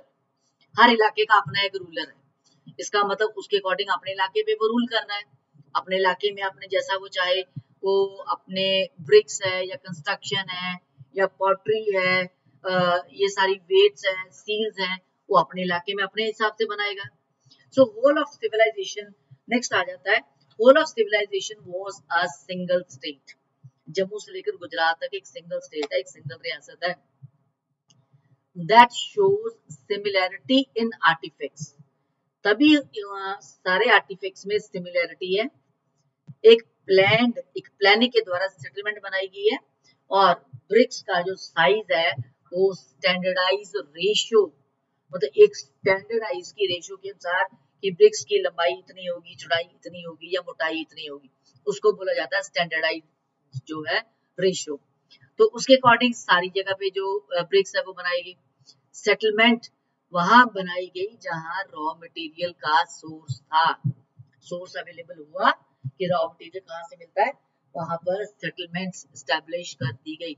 लोगों ने रहना शुरू किया, पहले फैक्ट्री साइड स्टार्ट की, और वहां पर वर्कर्स ने रहना शुरू किया, और धीरे धीरे वहां पर एक बस्ती, एक सेटलमेंट एस्टैब्लिश हो गई।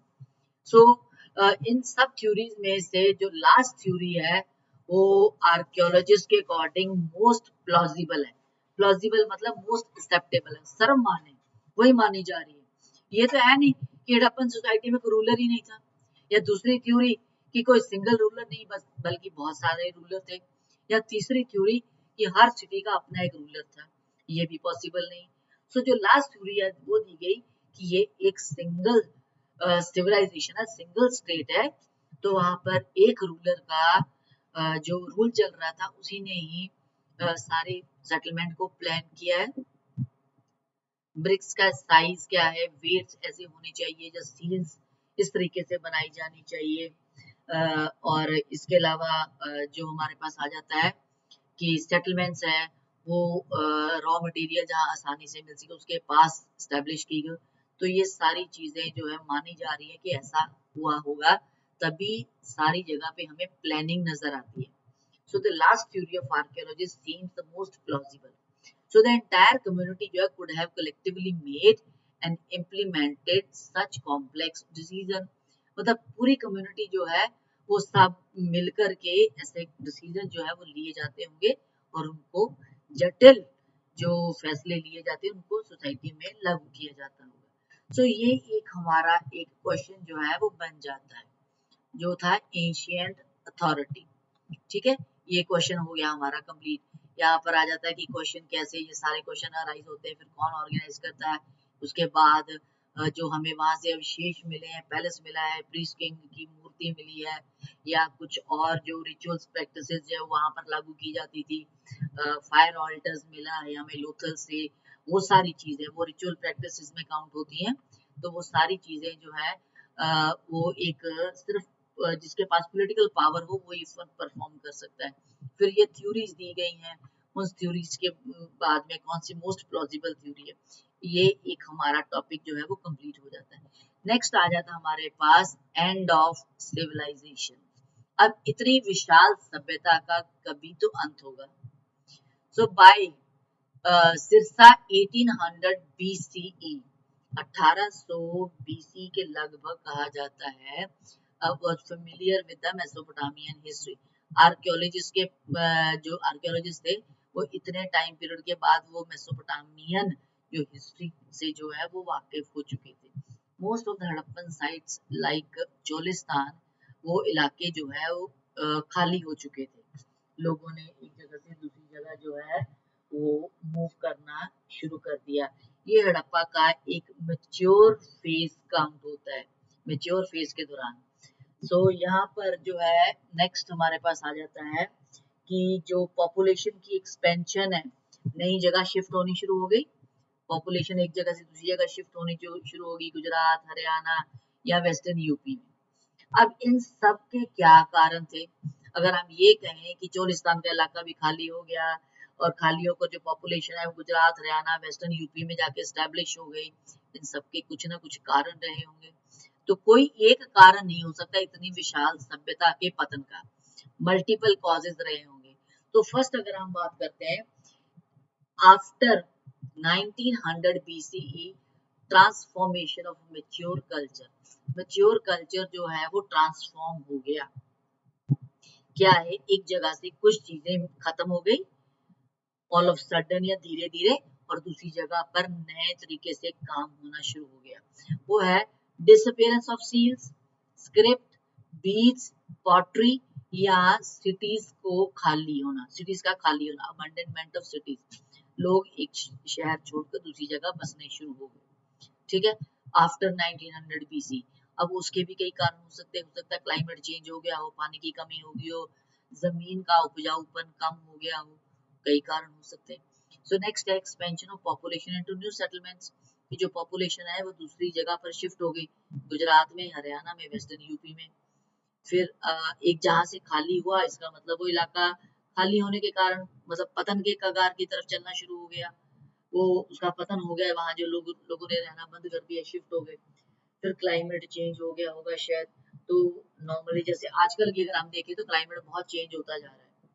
ठीक है, जो विंटर सीजन है वो रिड्यूस होता जा रहा है, समर सीजन एक्सपैंड हो रहा है। तो क्या होता है इस क्लाइमेट चेंज से के कारण हमारी बॉडी जो है इस चेंज को अडेप्ट इजीली नहीं कर सकती, जिसके कारण कई तरह की कॉम्प्लिकेशन या प्रॉब्लम या कैजुअलिटीज का चांसेस बढ़ सकते हैं। फिर नेक्स्ट आ जाता है डिफॉरेस्टेशन। अब कई जगह पे ऐसा हुआ होगा कि जो जंगल है वो काट दिए गए, फॉरेस्ट खत्म कर दिया गया, तो फॉरेस्ट खत्म हो गया, ऑक्सीजन की कमी होगी, लोग एक जगह से फिर दूसरी जगह शिफ्ट होने शुरू हो गए। नेक्स्ट है एक्सेसिव फ्लड्स, किसी इलाके में फ्लड आ गया होगा, हड़ों के कारण वो जमीन खराब हो गई, घर खराब हो गए, फसलें खराब हो गई। ठीक है, या इसी के साथ ये मिलता दूसरा कारण है कि शायद नदियां भी सूख गई होंगी। क्लाइमेट चेंज है तो नदियां सूख गई, गर्मी बढ़ गई, जैसे आजकल बहुत गर्मी बढ़ रही है तो गर्मी बढ़ गई, नदियों का पानी सूख गया तो पानी की कमी होगी, लोग एक जगह से दूसरी जगह शिफ्ट हो गए जहां पर पानी इजिली उनको मिल गया। ठीक है, नेक्स्ट आ जाता है हमारे पास ओवर यूज ऑफ लैंडस्केप। जमीन को हम ज्यादा यूज कर लेते हैं तो उसकी फर्टिलिटी जो है वो खत्म हो जाती है। द लास्ट है एरियन इन्वेजन, आर्यों के हमले, जो कि मोस्ट एक्सेप्टेबल ये प्लॉजिबल माना जाता है कि पूरी सभ्यता के अगर पतन का अगर हम कारण माने, अगर हम ये कहें कि सभ्यता का पतन हो गया तो वो था आर्यों के हमले। आर्य जो है एक सेंट्रल एशिया से आई हुई एक बारबेरियस ट्राइब है, एक खूंखार कबीला था। सेंट्रल एशिया से ये यहाँ पे आए और इनके पास जो हथियार थे वो लोहे के थे। इंडस वैली के लोग लोहे से वाकिफ नहीं थे, उन्हें लोहे के बारे में कोई जानकारी नहीं थी। उनके हथियार क्या थे? कॉपर के, जो कि इतने शार्प नहीं थे जो कि लोहे के हथियारों का मुकाबला कर सकते। तो इस तरीके उनके हथियार शार्प होने के कारण आर्य लोगों ने यहाँ के इंडस वैली के लोगों का लार्ज स्केल पर कत्लेआम किया, मैसेकर हुआ, जिसके कारण गलियों में बहुत सारे लोगों के शव मिलते हैं। तो शायद ऐसा ही कुछ हुआ होगा हमला, जो हमें शव मिलते हैं एक जगह पर, काफी स्केलेटन मिले हैं, तो ये शो करता है कि शायद इनके ऊपर अचानक से किसी और लोगों ने या ट्राइब ने हमला कर दिया होगा। तो ये इंडस वैली की सभ्यता के पतन का जो है एक टॉपिक है वो कंप्लीट हो जाता है। तो इसको ये हेडिंग्स दे दिए गए, इसके साथ आप अपने पॉइंट्स और भी चाहो तो जोड़ सकते हो। नेक्स्ट आ जाता हमारे पास नेक्स्ट टॉपिक जो है वो डिस्कवरिंग द हड़प्पन सिविलाइजेशन। ठीक है, हड़प्पन सिविलाइजेशन को डिस्कवर करना या आर्कियोलॉजिस्ट ने कैसे इस सिविलाइजेशन को डिस्कवर किया, और आर्कियोलॉजिस्ट डिस्कवर्ड द सिविलाइजेशन। सो यहाँ पर आ जाता है सबसे पहले अगर बात करें हम लोग तो नेक्स्ट आता है कनिंगम की कंफ्यूजन। अब कनिंगम कौन है पहले ये देख लेते हैं, समझ लेते हैं कनिंगम कौन है।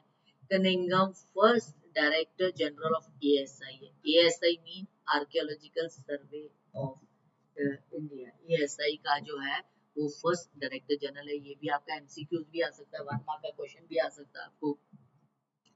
आप चाहो तो इसको अपने तरीके से ऐसे अंडरलाइन भी कर सकते हो कि 1 मार्क का क्वेश्चन है तो कैसे इसको साथ साथ आपने अपने साथ में जैसे अंडरलाइन कर रही हूँ आप लोग भी इस लोग को अंडरलाइन कर सकते हो। First director general of ASI वो है कनिंगम। ये क्या आ जाएगा? 1 मार्क का question.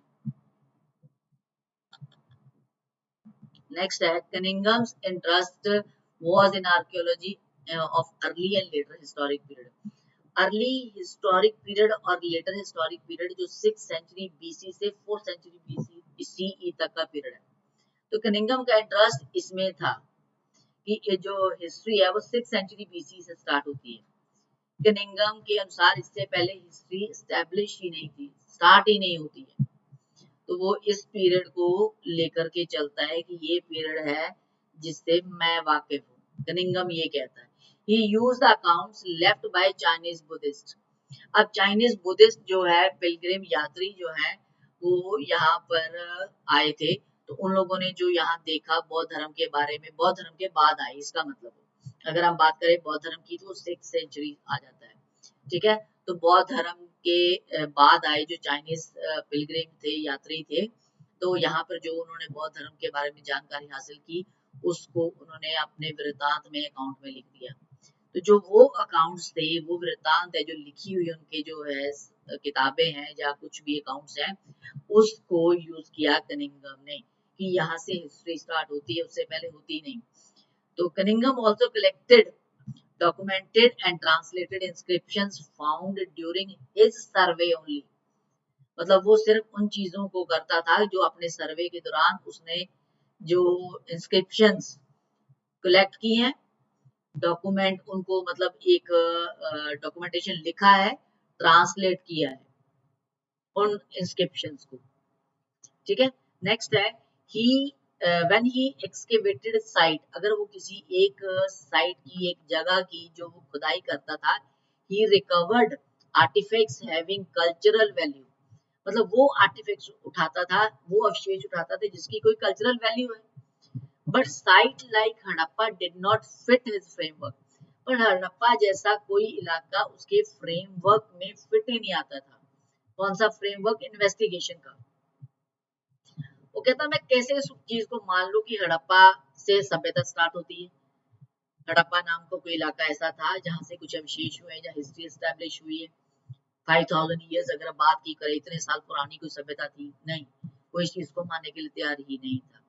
So Harappan artifacts were found often during 19th century. अब हड़प्पा में जो खुदाई हुई है, जो अवशेष मिले हैं, वो ड्यूरिंग 19th सेंचुरी, क्योंकि तब ही इसकी खुदाई जो है वो शुरू की गई। सम ऑफ दीज रीच्ड कनिंगम, जो अवशेष हड़प्पन आर्टिफैक्ट्स मिले हैं वो कनिंगम के पास पहुंचे, वो कनिंगम के पास पहुंचे, but he did not realise how old these are, वो ये रियलाइज ही नहीं कर पाया कि ये अवशेष जो हमें मिले हड़प्पा से ये कितने पुराने हैं, वो ये चीज समझ ही नहीं पाया, उसकी ये कंफ्यूजन रही है। सो a Harappan seal was given to Cunningham by an Englishman, एक इंग्लिशमैन ने भी हड़प्पा की एक सील जो है वो कनिंगम को दी, but he unsuccessfully tried to fit within that time framework with he was familiar, पर वो सील तो पुरानी थी, उसकी डिस्कवरी हुई, इंग्लिशमैन ने उसको दिया कि कनिंगम इस सील को स्टडी करो कितनी पुरानी है, उसने उस पुरानी सील को अपने फ्रेमवर्क में फिट कर लिए, कोशिश की। वो कौन सा फ्रेमवर्क था? वो 6th सेंचुरी बीसी से 4th सेंचुरी बीसी तक का टाइम पीरियड इसमें फिट कर रहा है। सील मिली है हड़प्पा की, हड़प्पा को इसमें फिट करेगा तो वो कहाँ होएगी, वो चीज नहीं है। तो ये उसकी सबसे बड़ी कनिंगम की कंफ्यूजन है। हमारा टॉपिक ये कनिंगम की कंफ्यूजन। पहले हमें ये देखना कनिंगम कौन था, ठीक है, फिर कौन सा उसका इंटरेस्ट किस टाइम पीरियड में था, और उसने क्या क्या अकाउंट्स जो सोर्स यूज किया, वो अकाउंट्स किए बुद्धिस्ट पिलग्रिम्स के, इंस्क्रिप्शंस को यूज किया उसने, ठीक है, और इसके अलावा आर्टिफैक्ट्स जो हड़प्पा से मिले उनको यूज किया, और एक इंग्लिश मैन ने सील उसको दी है उसको यूज किया, ठीक है। तो ये लेकिन उसके किसी फ्रेमवर्क में फिट नहीं हो रहा था, ये उसकी सबसे बड़ी कंफ्यूजन है, ठीक है। नेक्स्ट हमारे पास आ जाता new old civilization. Seals were discovered at Harappa by archaeologists like Dayaram Sahni, ठीक है। सबसे पहले हड़प्पा पे जो है वो खुदाई हुई, किसने की? दयाराम साहनी ने, ठीक है। ये भी आपका एक 1 मार्क का क्वेश्चन बन जाता है। सो नेक्स्ट आ जाता है रखाल दास बनर्जी, एक और आर्कियोलॉजिस्ट है जिसे सेम तरह की सील्स कहाँ मिली है? मोहनजोदाड़ो में, ठीक है। ये भी 1 मार्क का क्वेश्चन बन गया आपके लिए। पहला इलाका कौन सा था? हड़प्पा का डिस्कवर हुआ, किसने डिस्कवर किया? दयाराम साहनी ने। और दूसरा जो है वो मोहनजोदाड़ो का इलाका, मतलब सेम चीजें जो हड़प्पा से मिली है मोहनजोदाड़ो में मिली है, वो खुदाई किसने की? दूसरे आर्कियोलॉजिस्ट रखाल दास बनर्जी ने, ठीक है जी। सो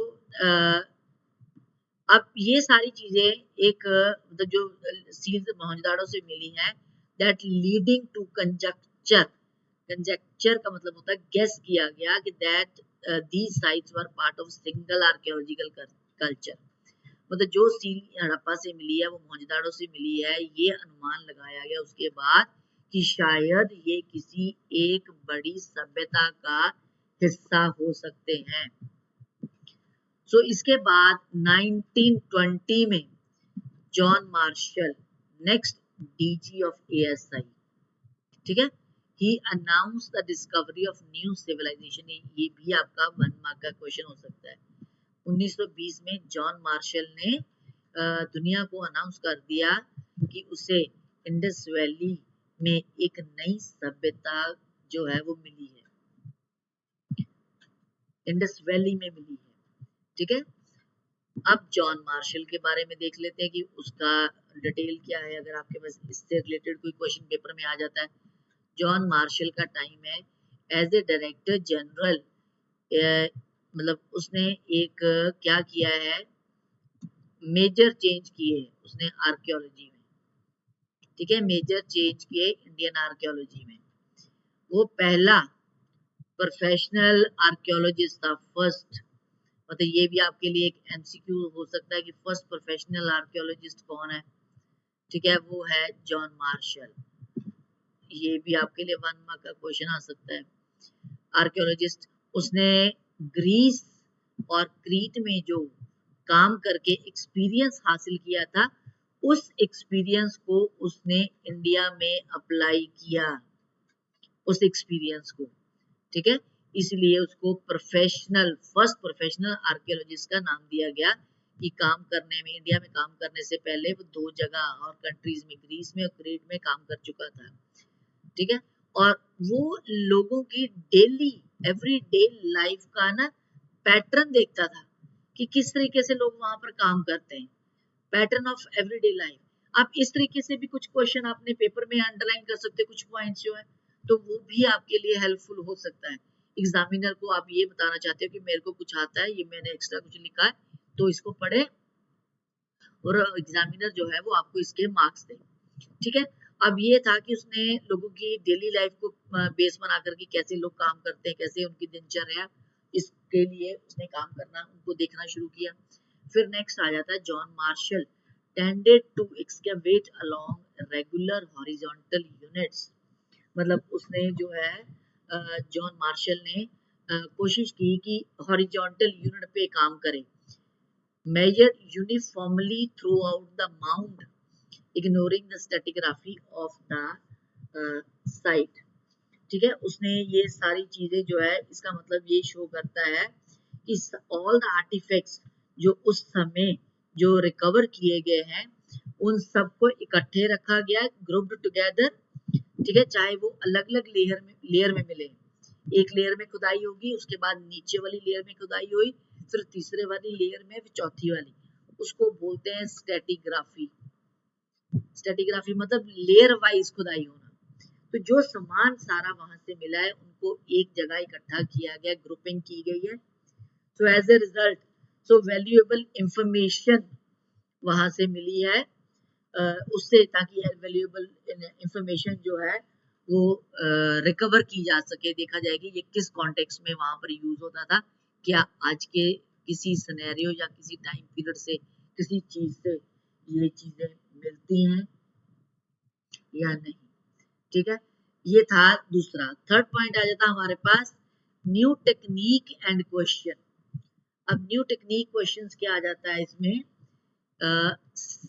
REM व्हीलर, ठीक है, इसको सर मॉर्टिमर व्हीलर्स भी इसका नाम है, वैसे REM जैसे आपको याद रह सके आप वो भी कर सकते हो, मॉर्टिमर व्हीलर भी कहा जाता है। वो भी एक क्या है, डायरेक्टर जनरल ऑफ ASI है, साथ में टाइम पीरियड दिया हुआ है 1944 से 48 का, ठीक है। ये भी आपके लिए MCQs हो सकता है, 1 मार्क का question. Who rectified this problem. अब जो प्रॉब्लम यहाँ पे थी, आ रही थी, उसको रेक्टिफाई किया क्या, बी, ये एक एक्स आर्मी ब्रिगेडियर है, ठीक है, एक्स आर्मी ब्रिगेडियर है। उसने अपना मिलिट्री प्रोसीजर आर्कियोलॉजी में लागू किया। जो पहला था हमने पहले पढ़ा हुआ है, तो वो क्रीट और ग्रीस से का एक्सपीरियंस उसने अपना लागू किया आर्कियोलॉजी में। और यहाँ पर जो हम बात करते हैं, मॉर्टिमर व्हीलर ने आर्मी का जो एक्सपीरियंस है वो यहाँ पर शेयर किया है आर्कियोलॉजी में। सर व्हीलर का ये व्यू था कि it was necessary to follow stratigraphy of mount rather than dig mechanically along uniform horizontal lines. तो ये शो करता है कि वो कहता है इट वाज नेसेसरी, तो ये जरूरी था कि हर लेयर वाइज जो है हम उन चीज को रिकवर करें, खुदाई करें, और उसके बाद उस चीज को बजाय इसके कि हम यूनिफॉर्म हॉरिजॉन्टल लाइंस। तो नेक्स्ट आ जाता है एन एक्सटेंसिव सर्वे, जो है एक बहुत लार्ज स्केल पे जो सर्वे है वो किया गया है सर्वे इन कच्छ। वो ये शो करता है कि वहां पर बहुत सारी हड़प्पन सेटलमेंट्स थी, वहां पर बहुत सारी हड़प्पन सेटलमेंट्स होने के कारण और एक्सप्लोरेशन किया गया, खुदाई की गई, जिसके कारण बहुत सारी न्यू हड़प्पन साइट्स जो है वो ऐड हो गई। ठीक है, वो है कालीबंगन, लोथल, राखीगढ़ी एंड धोलावीरा। ठीक है, कच्छ में जो सर्वे किया गया तो उसके कारण बहुत सारी हड़प्पन सेटलमेंट्स को settlements and exploration was added, वो ऐड किया गया हड़प्पन की साइट्स में। ऑलरेडी जो पहले साइट्स थी, जो इलाके में खुदाई हो चुकी थी, उसमें कुछ ये न्यू इलाके जो हैं वो ऐड ऑन हो गए।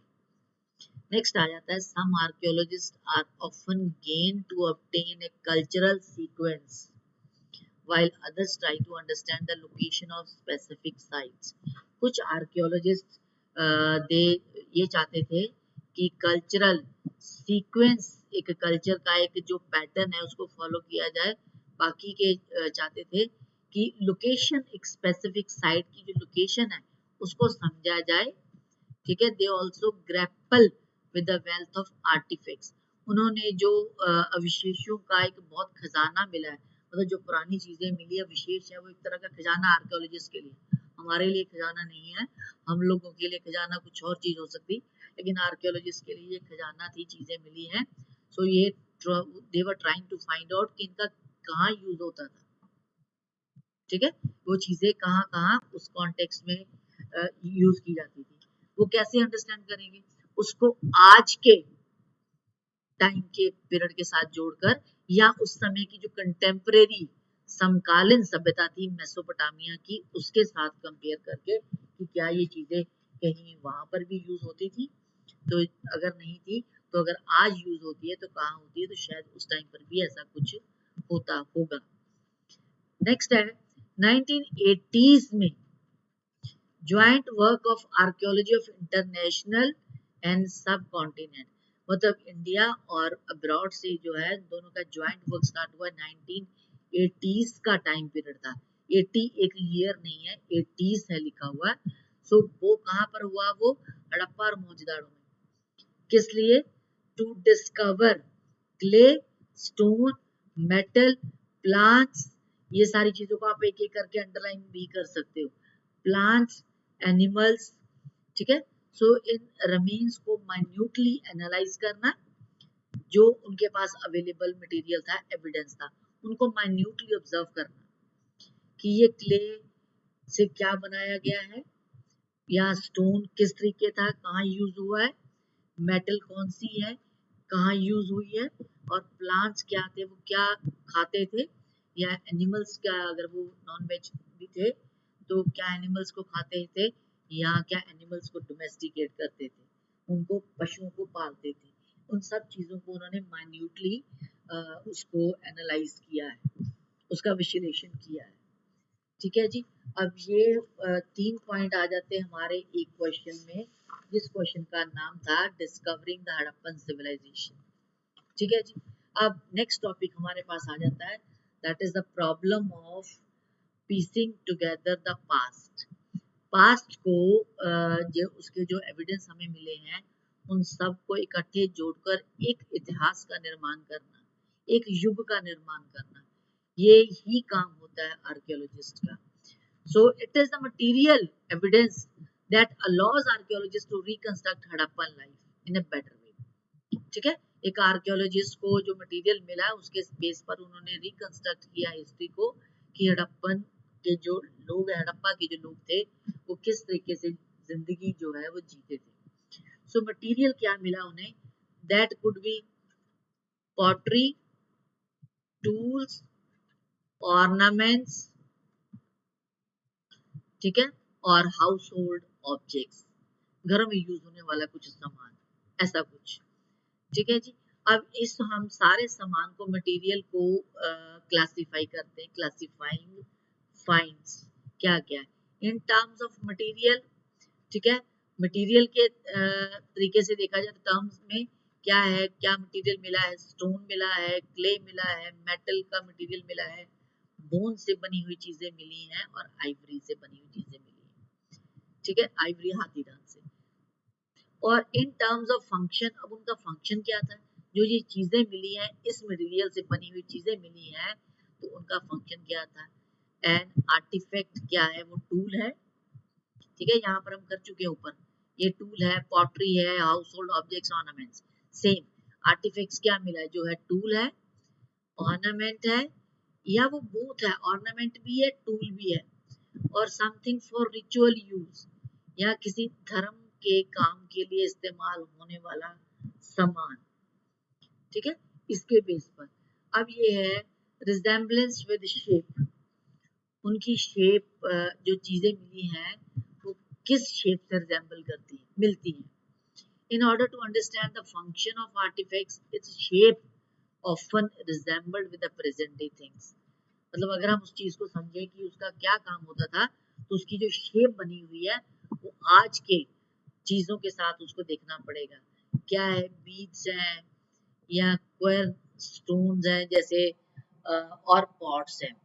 ठीक है, चक्की के जो पार्ट होते हैं वो पत्थर से बने होते हैं, वो चीजें हैं, या पॉट्स हैं, क्या चीज है, उसके बेस पर उनका हम ये कह सकते हैं कि ये वहां पर ऐसा इस काम में इस्तेमाल किया जाता होगा। नेक्स्ट है according to archaeologist the function, जो आ जाता है हमारे पास next in terms of function, ये वाला हमने किया है। अब फंक्शन आ जाता है, फंक्शन ऑफ आर्टिफैक्ट्स क्या है, that can be investigated through the context in which it was found. तो वहां जहां से वो मिले हैं उस बेस पर हम ये कह सकते हैं इसका ये फंक्शन है। मतलब फाउंड इन हाउसेस, घरों पे मिले हैं, या ट्रेन कोई चीज नाली में मिली है, ठीक है, या कोई ग्रेव कवर में मिली है, या इन किल मतलब भट्टी पे, या जैसे ईंटों का भट्टा होता है ना, मतलब उसको बोला जाता है, भट्टी में मिली है चीजें, कहाँ मिली है ये सारा सामान, उसके बेस पर उसका क्या काम हम अंदाजा लगा सकते हैं, क्या फंक्शन उसका होता है, किस यूज में लाई जाती होगी। नेक्स्ट है इनडायरेक्ट एविडेंस, मतलब उसका डायरेक्ट एविडेंस नहीं है लेकिन इनडायरेक्ट है। वो एग्जांपल है हमारे पास कॉटन की, तो हमें वहां कॉटन के ट्रेसेस मिले हैं कई हड़प्पन की साइट्स पर। ठीक है, to find out about clothing, लेकिन अगर कॉटन मिली है, उसके अवशेष मिले, ट्रेसेस मिले हैं, इसका मतलब कहीं ना कहीं वो कपड़ा बुने में काम आता होगा। लेकिन we have to depend indirect evidence, तो कपड़ा तो वहां से कुछ मिला ही नहीं हमें, क्योंकि शायद वो पेरिशेबल मटेरियल है, तो जल्दी मतलब टाइम के साथ खत्म हो गया।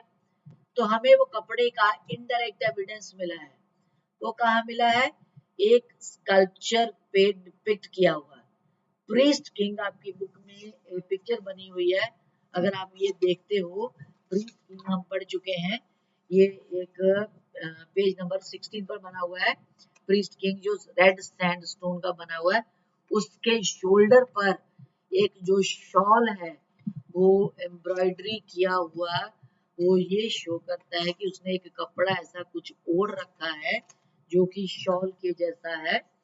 ठीक है, तो वो शो करता है कि शायद लोग कपड़ा पहनते होंगे। अगर पत्थर की मूर्ति में अगर कपड़ा बना हुआ दिखाया गया उसके कंधों पर, तो इसका मतलब लोग भी कपड़ा पहनते होंगे। तो कपड़ा कहाँ से बनेगा, कॉटन से। तो कॉटन के ट्रेसेस मिले हैं, तो वो हमारे लिए इनडायरेक्ट एविडेंस है। वो हमें एविडेंस कहाँ मिला, स्कल्पचर में, मूर्ति में बना हुआ डिपिक्ट किया हुआ मिला है। नेक्स्ट है फ्रेम्स ऑफ रेफरेंस। ठीक है, कहाँ रेफरेंस इसका मिलता है, cultural sequence in which the first Harappan seal to place, मतलब कल्चरल एक सीक्वेंस बना है, कल्चरल एक सीरीज है। ठीक है, जहां पर पहली हड़प्पन सील को जो सील है हमें मिली है। इन terms of comparison with Mesopotamia, अब मेसोपोटामिया के साथ हमें उसका कंपैरिजन करना पड़ेगा कि वहां पर ऐसा सामान किस काम में यूज होता था, तो इसका मतलब हड़प्पा में भी ऐसा ही कुछ वो सामान जो है यूज होता होगा। ठीक है, ये रेफरेंस है, रेफरेंस है कि हमने रेफरेंस कहाँ से लिया, हड़प्पा मेसोपोटामिया से। ठीक है जी, ये मेसोपोटामिया से। नेक्स्ट है प्रॉब्लम ऑफ इंटरप्रिटेशन, अब ये सामान मिला है उसको इंटरप्रेट कैसे करना है। The problem of interpretation is evident in attempt of archaeologists to reconstruct religious practices। अब इंटरप्रिटेशन मतलब व्याख्या, उसकी किस बेस पर आर्कियोलॉजिस्ट ने क्या किया है, टू रिकंस्ट्रक्ट, तो धार्मिक प्रैक्टिसेस को रिकंस्ट्रक्ट किया गया। फर्स्ट कैसे? Early archaeologist thought that certain objects जो सीन होते हैं unusual, unfamiliar, may have had religious significance. जो चीज कुछ ऐसा लगता है कि अनयूजुअल सी है, नॉर्मल नहीं है ये चीज, या इसके बारे में हम फेमिलियर नहीं है, जानते नहीं इसके बारे में, ठीक है, हम उसके बारे में जानते नहीं, तो इसका मतलब शायद उसका कोई धार्मिक महत्व होगा। आम लोग उसको यूज नहीं करते, उसका क्या है, रिलीजियस सिग्निफिकेंस है। सो इसमें क्या शामिल हो जाता है, terracotta figurine of women, page number इसी पे दिया हुआ 23 पर एक मदर गॉडेस की फिगर दी हुई है, फिगराइन ऑफ वुमेन, जिसके बहुत उसने हैवी ज्वेलरी पहन रखी है, बहुत हैवी गहने हैं, और एक बहुत विशाल एलेबोरेट विशाल हेड ड्रेस, मतलब मुकुट कह सकते हो आप, ठीक है। हेड ड्रेस क्या होगी, हेड की तो ड्रेस नहीं कोई होती, मुकुट है ना, तो वो कुछ ऐसा, या हेवीली कैप अच्छी बड़ी वाली डाल रखी है, तो वो है। सो शायद ये मदर गॉडेस थी, मतलब उनके लिए एक देवी थी, वो देवी की तरह पूजते थे। आज भी हमारे अगर मंदिरों में देखा जाए तो बहुत सारे देवी देवताओं को हम बहुत अच्छे से कपड़े पहनाए होते हैं, हेवीली ज्वेलरी डाली होती है, और मुकुट होता है, ठीक है, तो उनके मुकुट के पीछे एक हालो बना हुआ है। तो ये सारी चीजें हैं, हम नॉर्मली तो ये सारी चीजें नहीं पहनते, इसका मतलब एक हम भगवान को अपने से ऊपर दर्जा रख के उसको अच्छे से, उसकी हेड ड्रेस है और हेवी ज्वेलरी है, तो जिसको लोग शायद मदर गॉडेस देवी के रूप में पूजते हैं। फिर आ जाता है एक rare stone statue of man in standardise posture, ठीक है, वो ऐसे सीटेड हुआ है with hand on knee like such as a priest king, ठीक है, इसके बारे में हम आगे पहले कर चुके हैं।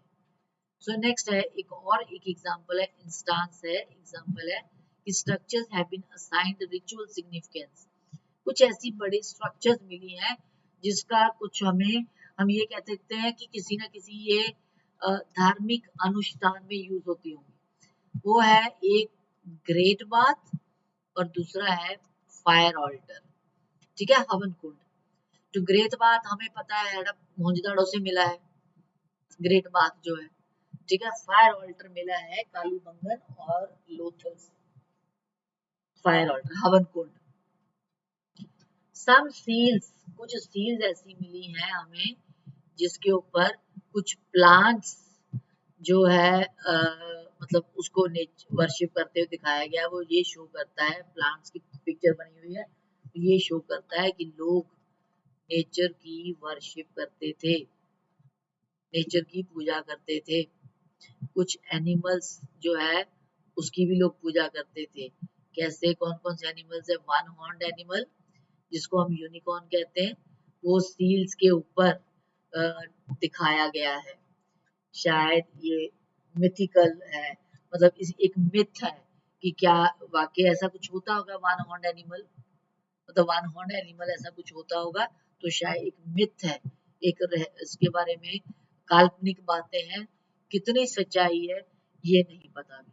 सो इन सम सीन्स में फिगर शोन सीटेड, एक ऐसी फिगर सील्स में दिखाई गई है कि क्रॉस लेग्ड एक योगिक पोस्चर है, ठीक है, उसके आसपास एनिमल्स हैं, जो शो करता है कि शायद डिपिक्शन ऑफ प्रोटो शिवा है, ये प्रोटो शिवा की ही पिक्चर है, शिवा का ही रूप है, आधुनिक शिवा का ही रूप है वो, ठीक है।